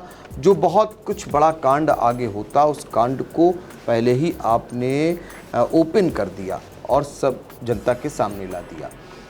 अब हम कुछ आतंकवादियों के बारे में भी आज आपके किस्से जानेंगे, क्योंकि एसके अवस्थी साहब जब जेल में थे तो उस दौरान कुछ आतंकवादियों से भी आपका आमना सामना होता था। आतंकवादी शब्द आते ही आपके जहन में सिहरन सी हो जाती है, लेकिन जब वो जेल के अंदर पहुंच जाते थे, जेल के अंदर चार दीवारी में रहते थे, तो वो कैसे रहते थे और उन पर कैसे नियंत्रण पाते थे, जेल प्रशासन कैसे नियंत्रण पाता था, क्योंकि खूंखार आतंकवादी, एक से बढ़कर एक आतंकवादी जो उन दिनों जेलों में बंद थे, उन्हीं के किस्सों को भी आज जानने का प्रयास करेंगे। सर, आतंकवादी भी आपके समय में रहे होंगे, कुछ आतंकवादी जो बहुत ही फेमस थे। कंधार कांड आपने सुना ही होगा, सबने जाना होगा, और उसका आरोपी यानी उसका आतंकवादी आपके जेल में था। देखिए, मैं फतेहगढ़ सेंट्रल जेल पे रहा हूँ, वहाँ बागी सुधार गृह हुआ करता था। अर्जुन सिंह जी के पीरियड में जो बागी सरेंडर किए थे वो जेल में वहाँ बंद थे, उनको अलग जेल बनाई गई थी और वो बाहर काम करने भी जाते थे। देशराज सिंह थे, जनक सिंह थे, एक मर्डर भी उसमें उनसे बाहर हो गया था, फिर बंद कर दिया गया था। तो ये तो जेलों में रहता ही रहता है। उमर शेख जी, मैं मेरठ में जब गया, मैं 96 से 98 तक रहा था वहाँ पर। उस समय वो वहाँ पर बंद था, पक्का लीगी था। अच्छा। लेकिन वो अपने काम से काम रखता था, ज़्यादा उन्हें रखता था। इन लोगों पर विशेष निगाह रखनी पड़ती है, हर रूप में अपना प्रभाव दिखाने के लिए, वो करने के लिए, और अपने अपने एक्शन लेने की स्थिति होती है। जी, कार्य करने का तरीका उसे कहिए। मैंने एक साथ सभी बैरिकेड चेंज कर दी, सबको परिवर्तन कर दिया। इम्पॉसिबल, असंभव वहाँ के लिए कहा जाएगा, मेरठ के लिए संभव नहीं था, लेकिन मैंने किया। और क्योंकि साफ गोई थी, दृष्टिकोण बिल्कुल स्पष्ट था, कहीं कोई क्लियर नहीं था। ऐसे में लखनऊ डिस्ट्रिक्ट जेल पे था, अरविंद गोप जी बंद थे। अरविंद गोप जी को जहाँ बैरिक में रह रहे थे, उनके हर व्यक्ति के साथ कुछ ना कुछ 8-10 आदमी जुड़ जाते हैं। एक साथ मैंने दूसरी बैरिक में उनको ट्रांसफ़र किया। मेरे पास आए कि साहब हमको वहाँ जाएंगे, तो मैंने कहा तुम्हें रोक सकता हूँ, सब तो जाएंगे। दाइंड उनका उद्देश्य जो रहता है ग्रुप के साथ रहना, वही जुड़ा रहता है। तो ये कई चीज़ें ऐसी होती हैं, कई एक्शन ऐसे होते हैं। उमर शेख ने एक बार मुझे कंप्लेंट की कि साहब आप बातें तो आप बहुत लंबी लंबी करते हैं, लेकिन आपके पैसा लिया जाता है। अच्छा, जेल के अंदर? जेल के अंदर जो मुलाकात करने के आते हैं उनसे पैसा ले लिया जाता है। मैंने कहा भाई देखिए, तुम कह रहे हो, मैं देखता हूँ। हुआ भी है ऐसा। जो आदमी, अब मैंने वहीं पर जहाँ बाहर से जब मुलाकात, घर से लोग बाहर वापस आते थे, तो उस जगह पर मैं कुर्सी डाल के बैठ गया। उमर शेख को भी मैंने वहीं बैठा लिया। मैंने कहा तुम भी बैठ जाओ यहीं पर, देखिए अभी दूध का दूध, पानी का पानी करते हैं। एक सज्जन आए, 2 सज्जन आए, एक की तलाशी ली, उसके पास 400 रुपये निकले। 400 रुपये वो लेकर आया था। तो मैंने कहा कि 100 रुपये तुमने दिए हैं क्या बाहर? उन्होंने कहा हाँ साहब। मैं समझ गया कि ये पैसा वहाँ देकर आया है। मैंने उसका टिकट सहित वहीं बैठा लिया उसको। अब वो समझ गया कि ये उमर शेख ने ही कहा है, वो उसे भी घूर के देखने लगा। अच्छा भाई, अरे वो लोकल माफिया है, वो बाहर का होगा जो भी हो। अब ऐसे 3-4 मैंने केस पकड़े। अब वो जितने बैठते जा रहे थे सब उमर शेख कोई देख रहे थे। उमर शेख कहने लगा कि साहब छोड़ दीजिए इनको। अरे मैंने कहा भाई देखिए, तुमने एक इशारा किया, मैं देख रहा हूँ तुम्हारी बात में सत्यता है, इन पर तो मैं कार्रवाई करूँगा जो सिपाही लगा हुआ है, लेकिन फैक्ट बताया ना तुमने। उन्हें कहा छोड़ने का मतलब हो गया कि इनके दिमाग खराब हो, ये सब जो पैसा है अब सरकारी उस खाते में जमा होगा। वो हाथ जोड़ने लगे कि साहब छोड़ दीजिए। तो बहुत सी चीज़ें आती हैं, और ये तो छोटी छोटी बातें हैं। उमर शेख बहुत रिजर्व रहने वाला, 5 वक्त की नमाज पढ़ने वाला, उसके साथ 2-3 और लोग बाग थे। मेरे आने के बाद मैं 2 साल तक वहाँ रहा था। 2 साल बाद ट्रांसफ़र हो गया था। फिर बाद में ये पता चला था कंधार अपहरण के अंतर्गत उसको यहाँ से ले जाया गया था अफ़गानिस्तान, कहाँ चला गया था। जी जी जी, जी। ऐसी थी। तो देखिए, ये आतंकवादी किस्सा था जिसको साझा कर रहे थे। अब हम आपको एक किस्सा वो बताएंगे, खासकर सीतापुर जनपद का, चूँकि 2 दशक पहले सीतापुर में माफियाओं का भी राज होता था, नेता भी प्रभावशाली होते थे और कई जेल में रहते थे। और सीतापुर का लंबा कार्यकाल आपका है। इसके अवस्थी साहब सीतापुर जेल में 6.25 साल रहे। पौने 6 साल का कार्यकाल लंबा माना जाता है। इस दौरान बहुत सारे माफियाओं से आपका आमना सामना हुआ और बहुत सारे उन नेताओं का आमना सामना हुआ जो सिफारिश करते थे। देखिए, दो चीज़ें होती हैं, एक सफ़ेद पोश माफिया हो गया जो कभी न कभी जेल आता है और बंद होता है, एक सफ़ेद पोश माफिया होता है लेकिन वो बाहर रहता है और कभी कभी वही जनप्रतिनिधि भी हो जाता है। तो ऐसे में दोनों माफियाओं से आपका तारुफ होता था, जेल के अंदर वाले से भी और जेल के बाहर से। जब सिफारिश आती थी तो ये माना जाता है जो सिफारिश करने वाला होता है वो उसको कहीं न कहीं प्रशय देता है। तो पौने 6 साल में सीतापुर जेल में ऐसे कौन कौन माफिया रहे स्थानीय, और उनमें से आपको कौन ज़्यादा लगता था कि इसकी गतिविधि गड़बड़ है? और नेताओं की अगर सिफारिश की बात करें तो कौन कौन से नेता ऐसे होते थे जो? देखिए, अब तो समय बीत गया। मैं यहाँ 2000 से लेके 2007 बीच में मैं 1 साल लखनऊ रहा, पौने 6 साल का मेरा पीरियड रहा है यहाँ पर। उत्तर प्रदेश के किसी भी ज़िले में जहाँ तक सफ़ेद पोस्ट नेताओं का प्रश्न है, जनप्रतिनिधियों का प्रश्न है, इनके किसी न किसी के सिफारिश से तो आती ही रहती है। इस जनपद में मैंने महसूस किया कि जेल से 500 मीटर की दूरी पर माननीय ओम प्रकाश गुप्ता जी का आवास था। लगभग 500 मीटर की दूरी पर रामलाल राही जी का भी आवास था। उस समय राजेंद्र गुप्ता जी भी हुआ करते थे, उनका अपने में प्रभाव था। जनार्दन मिश्रा जी हुआ करते थे, उनका भी प्रभाव था। पोजीशन ये थी, सिफारसी पत्रों का ख़ास तौर से मुलाकात के लिए जितनी मुलाकात की पर्चियाँ होती थी उससे ज़्यादा उनके पत्र लिखे जाते थे, वहाँ से लिख के आते थे और वो दिन भर लिखा करते थे। 4 बजे तक आ रहा है मुलाकात करवाने के लिए। अच्छा तमाशा बना हुआ था। मैंने तो अपने उसमें देखा ही नहीं था ऐसा कहीं। अच्छा, मैंने कभी नहीं देखा ये तमाशा। इतनी मुलाकात के लिए? हाँ, ऐसा देख मैंने कहा कि तो कोई बात नहीं हुई। मैंने कुछ दिन देखा, उसके बाद मैंने माननीय ओम प्रकाश गुप्ता जी से संपर्क किया।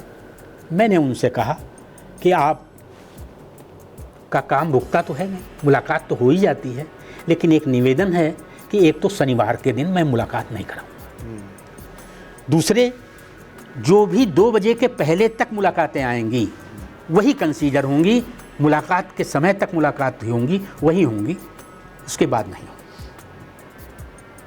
उन्होंने कहा कि मेरी नहीं होती तो किसी की नहीं होनी चाहिए। मैंने कहा बिल्कुल, आप बेफिक्र रहिए।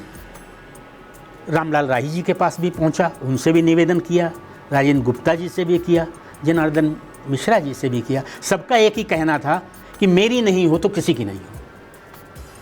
आपने अपने मनसा अनुरूप करा लिया? का नाम करा लिया और उसके बाद मैं जो फॉर्मेलिटीज़ कराता था उसके पीछे एप्लीकेशन लिखवाना, फिर अंगूठा लगवाना, ये तो जो करते काफ़ी मैंने जनरल कर दिया।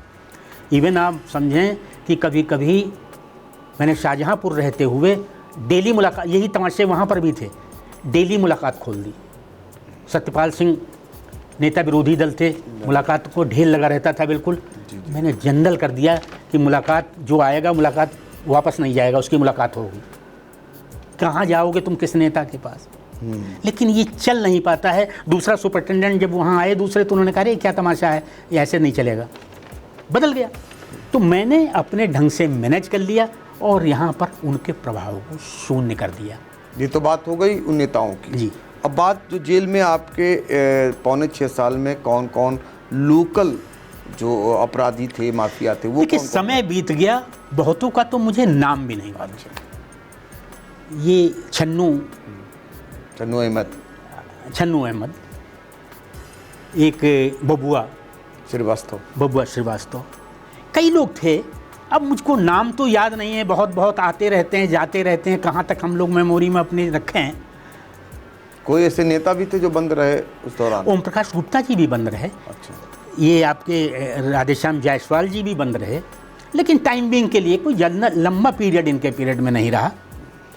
इस तरह से देखिए, नौकरी में तो आपने चर्चा करी आतंकवादियों की, माफियाओं की, तो मैं शाहजहांपुर का जिक्र करना चाहूँगा। बिल्कुल बिल्कुल।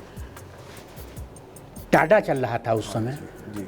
खालिस्तान का जोर चल रहा था और खालिस्तान की डिमांड में शाहजहांपुर जनपद, पीलीभीत, खीरी, रामपुर, ये जनपद ऐसे थे जो एक तरह से ग्रिप में थे। मैं उस शाहजहांपुर था। सतराम सिंह छीना हुआ करता था, बहुत चर्चित माफिया था, टेररिस्ट। बिल्कुल। उसकी पत्नी जो थी जसमीत कौर थी, डीवाईएसपी की लड़की थी, बहुत तेज तर्रार थी।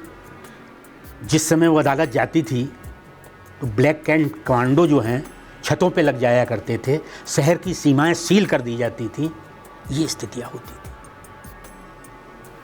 जसमीत कौर और जितने थे, एक बार मैं थोड़ा प्रकरण बताऊं। जी। लगभग 50 आदमी के आसपास थे, वहाँ अंदर बंद थे। जी। और महिला वार्ड में चूंकि वो जसमीत कौर बंद थी, जी। लोग बाग दर्शाना चाहते हैं अपनापन कि हम भी आपके लिए कुछ कर सकते हैं। तो वहाँ पर पुताई का काम चल रहा था, सफाई उफाई का। तो उस सिपाही के पास से वो सिपाही ने जो कमान जा रही थी, जहाँ बंदी जाते थे काम करने के लिए, वहाँ टाडा वार्ड से एक ने एक चिट्ठी जो थी जसमीत कौर के लिए एक बंदी के द्वारा भेजनी चाहिए। वो इत्तेफाक से मैंने पकड़ लिया उसको, मैंने तलाशी लिवाई, वो तलाशी में चिट्ठी निकल आई। जब चिट्ठी निकल आई उसमें लिखा हुआ था कि आपको हमारी सेवा की कोई आवश्यकता हो तो हम उसके लिए तैयार हैं, हमको बताइए। ज़्यादा कुछ नहीं लिखा था, खाली एक अपनापन दिखाने का ही उद्देश्य था मेरे हिसाब। मैंने उस बंदी को तत्काल रोक लिया वहीं पर। पूछा गया उससे, जब टाइट हुआ मैं उस पर कि कौन थे, तो उनने 3 आदमियों के नाम बताए जिन्होंने कि चिट्ठी लिख के दी थी। मैंने उनको बुलाया, टाइट किया तो वो बिल्कुल कांपने लगे। उन्होंने कहा साहब हमने ये जो बंद भाई हैं इसके हमने कुछ नहीं किया है। मैंने कहा बेटा तुमने जो कुछ किया हो, लेकिन ये चिट्ठी में तुम पक्के हो गए कि टेररिस्ट हो तुम, इसमें तुम नहीं बच सकते। पैर पकड़ने लगे। देखिए इस तरह से ये लोग एक दूसरे से जुड़ना चाहते हैं, माफिया बहुत ज़्यादा वो करते हैं। इसी तरह से एक टेररिस्ट था, वो वहाँ से साफे में अपने पगड़ी के अंदर 500 रुपये लेके आ रहा था अदालत से। वाई द वे मेरा जो नंबरदार जेल में हुआ करते हैं वो भी वहीं गया हुआ था अदालत। उसने ये देख लिया कि अपनी पगड़ी में 500 रुपये उनने बांध लिए। बहुत सी चीज़ें मुखबरी से खुल के आती हैं। बिल्कुल। जब वो टाडा वाला वो निगाह में रखा, उसने वो गेट तक बिल्कुल निगाह में रखे रहा। वापसी आके जब अदालत से उतरी तो वो नंबरदार चूँकि रह चुका, तो वो सीधे मेरे पास आया। उसने कहा साहब ये सरदार जी साफे में 500 रुपये बांधे हुए। अब किसी की पगड़ी उछालना, पगड़ी खुलवाना छोटी बात नहीं, बहुत बड़ी बात है। मैंने कहा चलो, मैंने क्रमशः एक एक आदमी को मैंने कहा कि एक पर्टिकुलर इसी की तलाशी लेते हैं तो ये कहेगा कि ये किसी ने बताया है क्या है, जो आएगा सबकी तलाशी होगी। सबकी तलाशी होने लगी। जब उसका नंबर आया तो मैंने सामान्यतः तलाशी उसके लिए, उससे पूछा और तो कुछ नहीं है। उन्होंने कहा नहीं साहब कुछ नहीं है, देख लो है तो नहीं कुछ। उन्होंने कहा नहीं। मैंने उसकी पगड़ी खींच ली, पगड़ी खुली, 500 रुपये निकल आए उसमें से। लाठी उठाई और उनको टाइट किया कहते। तो देखिए ये सब चीज़ें ऐसी हैं। अब आप ही कहिए कि ये सब टेररिस्ट हैं। इस पुस्तक में आपने देखा होगा कि बब्बर खालसा का लिखा हुआ पत्र लगा हुआ। बिल्कुल बिल्कुल लगा हुआ। 5 लोगों के हस्ताक्षर हैं उसमें। मैं नहीं कहता कि कितना सत्य है कितना नहीं है, लेकिन मेरे पे प्रेशर बनाने के लिए, जैसे कि कहते नहीं पंचप्यादों के क्या दस्तखत वाला क्या वो जो भी कहा जाए, लेकिन 5 आदमियों के हस्ताक्षर युक्त पत्र जो था मेरे पास अब भी है, वो सुरक्षित है। ऐसी भी नौबतें आती हैं। ये तो एक दबाव बनाने की होती है। इसी समय घटना घटित हुई थी पीलीभीत में। हाँ जी। जिसमें कि लोगों ने वहाँ पर जो थे पंजाब के थे टेररिस्ट, वो आदमी थे वहाँ पर जो आदमी को घूर के देख दें तो पेशाब हो जाए। मतलब रियल में वास्तव में वो लोग शो बिल्कुल, उनकी भाषा नहीं समझ में आती थी। पंजाबी भी बड़ी क्रिस्प पंजाबी बोलते थे वो लोग थे। बाय द वे वहाँ एक घटना घटित हुई थी कि उन्होंने एक हरगड़ा काट लिया था और वहाँ से निकल के भागने के लिए, एस्केप करने के लिए वो लोग प्लान बनाए हुए थे। उसी समय हमारा एक सिपाही पहुँच गया।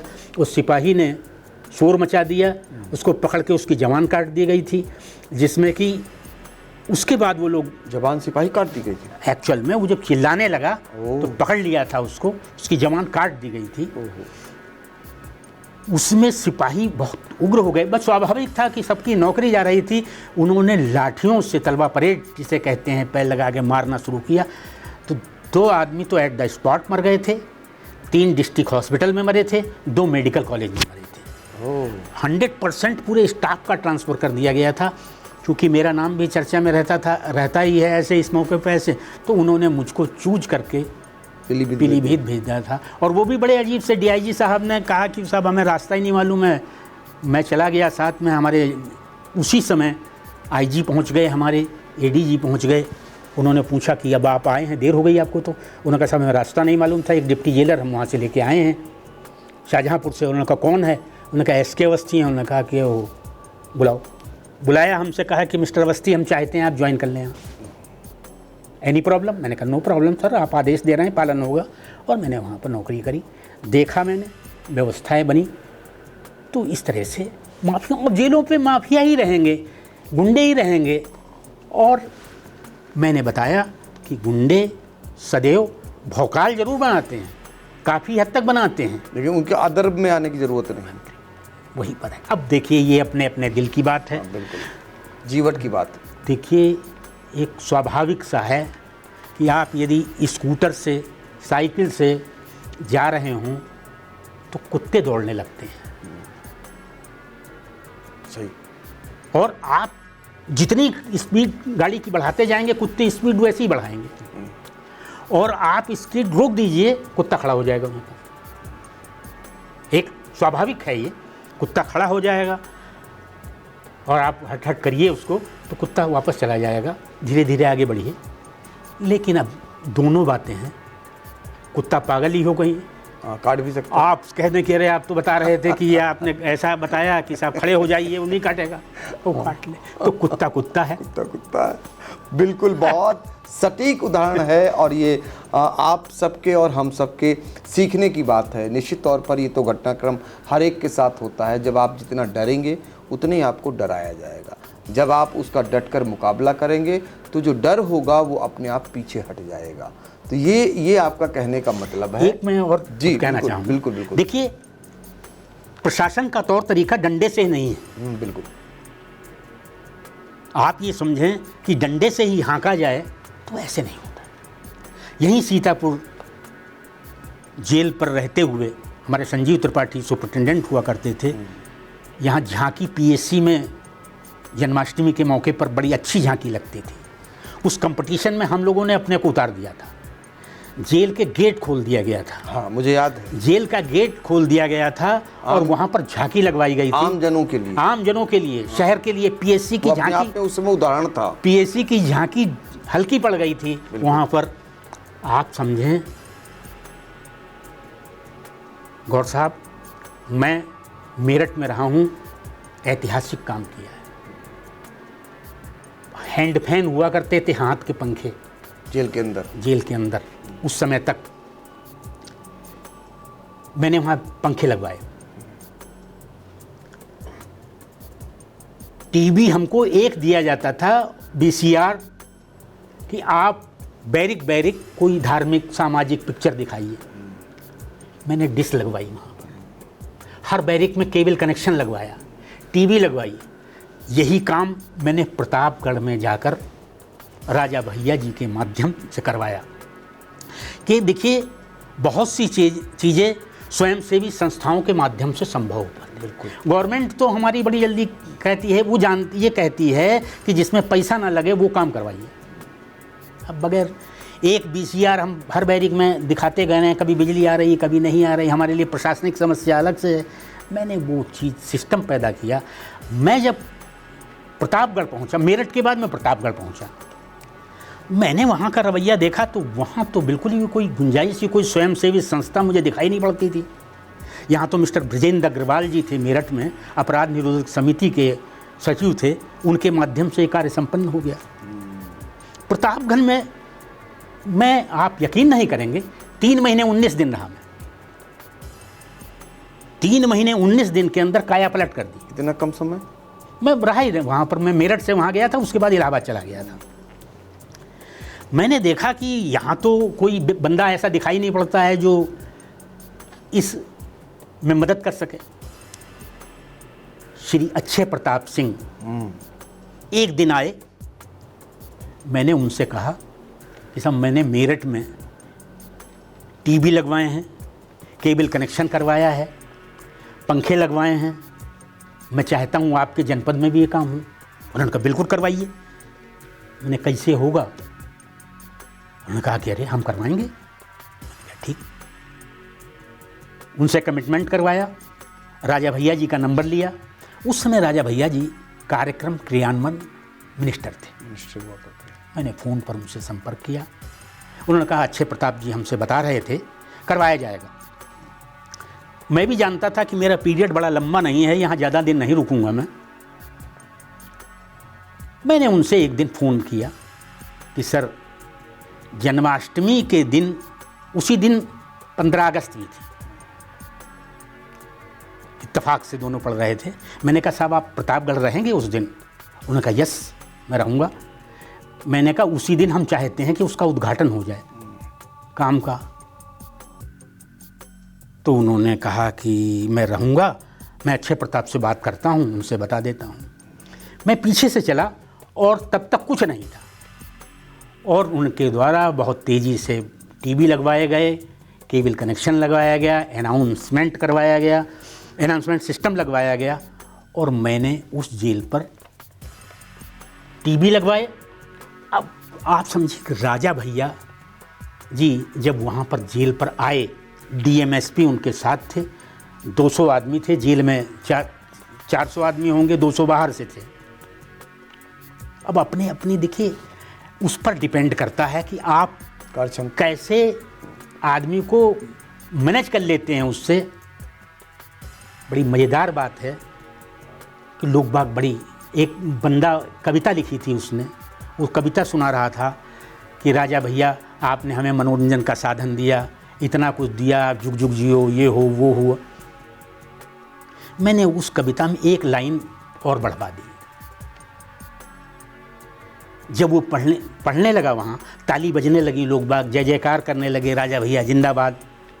तभी उसने कहा कि जहाँ आपने मनोरंजन का हमें इतना साधन दिया, पंखे और लगवा दें। जब उसने ये शब्द कहे, राजा भैया जी ने मुझे तत्काल बुलाया और मुझसे कहा कि मिस्टर अवस्थी कितने पंखे लगने हैं? मैंने कहा 50। उन्होंने कहा घोषणा कर दो, विदिन वीक 50 पंखे लग जाएंगे, और वो 50 पंखे लग गए। मैं चला गया वहाँ से 3 महीने 19 दिन बाद, लेकिन एक काम हो गया। मेरे कहने का आशय ये है कि आप एक तरफ नहीं हाँक सकते, खाली डंडे से ही एडमिनिस्ट्रेशन नहीं होता है। उनकी सुख सुविधाओं के बारे में सोचना, कैंटीन में उनको सहूलियतें देना, उनके प्रति मानवतापूर्ण, सबसे बड़ा किसी से 2 शब्द अपने पूछ लीजिए और बेटा कोई दिक्कत तो नहीं है, उसे बड़ा अपना सा एहसास होता है। यही एडमिनिस्ट्रेशन का तंत्र। बिल्कुल यही तंत्र है एडमिनिस्ट्रेशन का। और जेल, जेलर, अपराधी और नेता, उनकी अच्छाई और बुराई, पूरी आपने अपनी बातों से, अपनी कहानियों से सब कुछ सामने ला दिया। हम 2 चीज़ें बहुत संक्षेप में जानना चाहेंगे। एक सीतापुर की जो लोगों को बहुत जानने की शौक़ जैसे रहता है। एक तो सीतापुर की जेल में फांसी गृह है। इसके बारे में चूँकि आप पौने 6 साल रहे हैं, उसके बारे में ज़रा दर्शकों को बता सकते हैं। दूसरा, जेल में जो घंटे लगते हैं, घंटों का मतलब क्या होता है, कितने घंटे कब बजाए जाते हैं, उसका आशय क्या होता है, और जब कभी जेल में कोई विषम स्थिति होती है तो उस समय क्या कुछ करना रहता है? देखिए, चिन्हित जेलें हैं जहाँ पर फांसी घर बना हुआ है। अच्छा। सीतापुर में भी फांसी घर है, काफ़ी अलग पड़ा हुआ था। मैंने अपने पीरियड में सफाई करी। गैलोज बना होता है, कोठरी बनी होती है। मैं गया हूँ। ऐटे 3 आदमियों को फांसी दी जाती है। उसका ऊपर का दरवाज़ा बिल्कुल सड़ गया था। मैंने उसके अंदर, अब वो बड़ा वजन दरवाज़ा होता है, मैंने गैलोज के अंदर ईंटें भरवा के उसको उठवा के प्लेटफार्म को जो दरवाज़ा था उसको दुरुस्त करवाया, सही करवाया, काफ़ी हद तक बढ़िया करवा दिया था मैंने। एक दर्शनीय स्थल बना दिया था, लेकिन मेरे हिसाब से मज़ा नहीं आया। प्लेटफार्म मेरे हिसाब से नहीं बन पाया था जो चढ़ने वाला होता। अब बन गया है। बन गया है, अब बन गया, बहुत ही बेहतरीन ढंग से बना दिया, और उसका स्वरूप जो है आप देखेंगे वो बिल्कुल बदला हुआ है। अब मैं काफ़ी दिनों से तो मैं सीतापुर नहीं गया हूँ, लेकिन ये मेरा उस समय प्रयास था। बिल्कुल सड़ा गला पड़ा हुआ था, ऊपर का गैलोज वूलोज का दरवाज़ा और बेकार था। काफ़ी कुछ बेहतर करा गया। देखिए, आपने घंटों के बारे में पूछा। नहीं, फांसी घर की बात अभी खत्म नहीं हुई। जी। वो बन गया। फांसी कब से यहाँ नहीं हुई होगी आपकी जानकारी में? कभी है लास्ट फांसी कब हुई थी? मैं कुछ, मुझको याद पड़ रहा है, मैंने इसमें किताब में लिखा है, मुझको याद तो नहीं आ रहा है। 72 के आसपास। अच्छा, इसमें जिक्र है 78 के आसपास फांसी कर रही, फांसी उसी का वो हुआ होगा, आखिरी फांसी। हाँ, मुझको कुछ इस बारे में मैं कंफर्म नहीं बता पाऊंगा, लेकिन वही दौर था। उसके बाद फिर फांसी उसी कम हो गई बहुत। अच्छा, अब आती है बात घंटों की। जो घंटे बजते हैं जेल में, उसका मतलब क्या होता है? कितनी बार बजते हैं? देखिए, 50 बोलते हैं उसको। 50 शब्द का उल्लेख करते हैं। ऐसा नहीं है कि पूरे 50 ही लगाए जाएं, 49 भी हो सकते हैं, 51 भी हो सकते हैं। अच्छा, ऐसा कोई हार्ड एंड फास्ट नहीं है, लेकिन मिनिमम 50 के आसपास होने चाहिए। उसे 50 शब्द का रूप इसीलिए दिया गया है। सवेरे 4:30 बजे, शाम को 5:30 बजे। 4:30 बजे क्यों? अब देखिए, ये इस चीज़ का द्योतक होता है कि हमारे सूरज निकलने का उसका उद्देश्य रहता है। आदमी, बंदी हम पर आश्रित है, उसको ड्यूटी पर जाना है, कमान में निकलना है, गिनती में बैठना है, पाकशाला में काम करने के लिए जाना है, क्योंकि 100% कार्य जो हैं बंदियों के माध्यम से ही होते हैं। बंदियों को सजग करने के लिए सवेरे 4:30 बजे 50 लगता है, शाम को 5:30 बजे लगता है, 4 बजे लगता है और 5 बजे लगता है। सवेरे वो गर्मी और उसके हिसाब से बनता है। ये 50 लगाए जाते हैं। 50, एक तो सवेरे 50 हो गया, 4 बजे या 4:30 बजे, 5 बजे या 5:30 बजे जी, या उधर शाम को 4 और 5 बजे, ये हो गया। 1 बजे फिर लगता है दोपहर में। फिर इसके बीच में 11 बजे और लगता है। अच्छा, तो पहला 50 तो होता है कि बंदियों को सचेत करने के लिए होता है कि तुम लोग तैयार हो जाओ काम करने के लिए, दिनचर्या करने, अपनी दिनचर्या में आने के लिए और अपनी कार्रवाई के लिए। ये पहला संकेत होता है। 11 बजे जो 50 लगता है वो इस चीज़ का संकेत होता है कि आप लोग भोजन जो कमानों में काम करने गए हैं बाहर, कमाने तोड़ के वापस आ जाएं, भोजन ग्रहण कर लें। ये 11 बजे के लगभग लगता है। शाम को 4 बजे फिर उसके बाद 11 बजे के बाद 1 बजे और लगता है। 11 बजे के बाद 1 बजे और लगता है। दूसरी शिफ्ट में काम करने के लिए जो बंदी जाते हैं, इसके लिए जाने के लिए संकेत होता है उनको। और 5 बजे जो लगता है वापसी हो जाती है, शाम के भोजन का समय होता है, तलाशी के बारे में होता है। तो ये है जेल के अंदर के बहुत सारे ऐसी कहानियाँ जो आपको बता रहे थे एस.के. अवस्थी साहब। बहुत सारे किस्से, बहुत सारी कहानियाँ और बहुत सारे जो अधिकारी आज की डेट में जेल में अपनी अपनी ड्यूटी निभाते हैं, उनके लिए आपके किस्से और कहानियाँ, वो कई ऐसी कहानियाँ हैं जो प्रेरणादायक हैं, जिनको आप आत्मसात करके अपनी नौकरी को, आगे की नौकरी को सुगम बना सकते हैं और एक अपनी पहचान जेल में रहते हुए भी कायम कर सकते हैं, जैसा कि एस.के. अवस्थी साहब ने कायम किया। एक से एक माफियाओं से आपका पंगा रहा, लेकिन अपने कर्तव्यों से वो न कभी डिगे न कभी हटे, बल्कि आपने उदाहरण पेश किया हालांकि परेशानियां ज़रूर हुई, लेकिन उन परेशानियों का आपको मलाल भी नहीं है। आपने बताया कि कैसे उनका प्रमोशन नहीं हुआ, वो जेलर लंबे समय तक बने रहे, बहुत ही अल्प समय के लिए जेल अधीक्षक बने, लेकिन आज जी नहीं बने, लास्ट तक नहीं बन पाए। तो देखिए ये क्यों हुआ, इस पे तो आई नहीं हम, ऐसा क्यों हुआ आपके साथ? देखिए ऐसा है, जब बताया मैंने ये अतीक के द्वारा जो व्यूहरचना रची गई थी उसके अंतर्गत जो केस चला उस में, अब देखिए लंबी जो काम करेगा उसको कहीं ना कहीं पनिशमेंट मिलेगा। काम करने वाले कोई मिलते हैं। लेकिन आपको मलाल है? नहीं, मलाल कुछ नहीं, मैं अपनी जगह।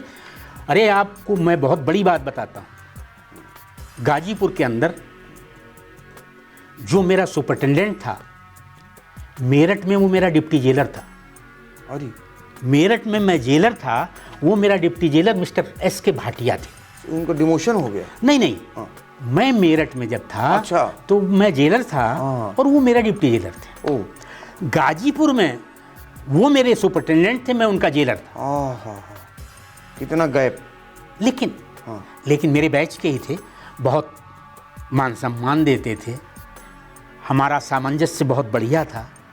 मुझे कभी भी उनसे ऐसी वो नहीं रहा कि उन्होंने कभी भी मुझे कुर्सी पे बैठे हों, जब तक मैं ना बैठा हूं तो ना बैठे हों, बड़ा सम्मान दिया। तो ये तो अपना वो है, मलाल नहीं है, ये सब अपने अपने नौकरी का वो है। वो भी जानते थे, मुझे मेरठ से भी जानते थे, मैं उनको भी जानता था, वो मुझे गाजीपुर में जानते थे। ये तो नौकरी के ऊंच नीच हैं।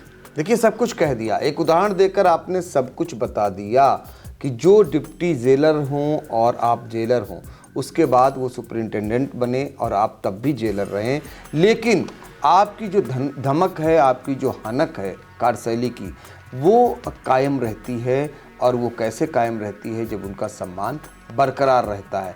तो ये पूरा एपिसोड आपके लिए प्रेरणादायक है, इसको ज़रूर खासकर जेल के अधिकारी आत्मसात कर सकते हैं। और साथ ही उन माफियाओं के लिए, उन लोगों के लिए एक संदेश भी है कि ऐसे अधिकारी आपके अदर्ब में कभी नहीं आते हैं और ना इन्हें लेने की कभी आप कोशिश करिएगा। तो इस एपिसोड को देखने के बाद आपकी अपनी निजी राय क्या है, ज़रूर कमेंट बॉक्स में जाकर आप बताएं। और इसके बाद में हम अलग अलग एपिसोड भी बनाने का प्रयास करेंगे, ताकि आपको एक एक किस्सा, एक एक कहानी आप तक ज़रूर पहुँचे। फिलहाल एस.के. अवस्थी साहब, आपने इतना समय दिया, आपका बहुत बहुत आभार। धन्यवाद।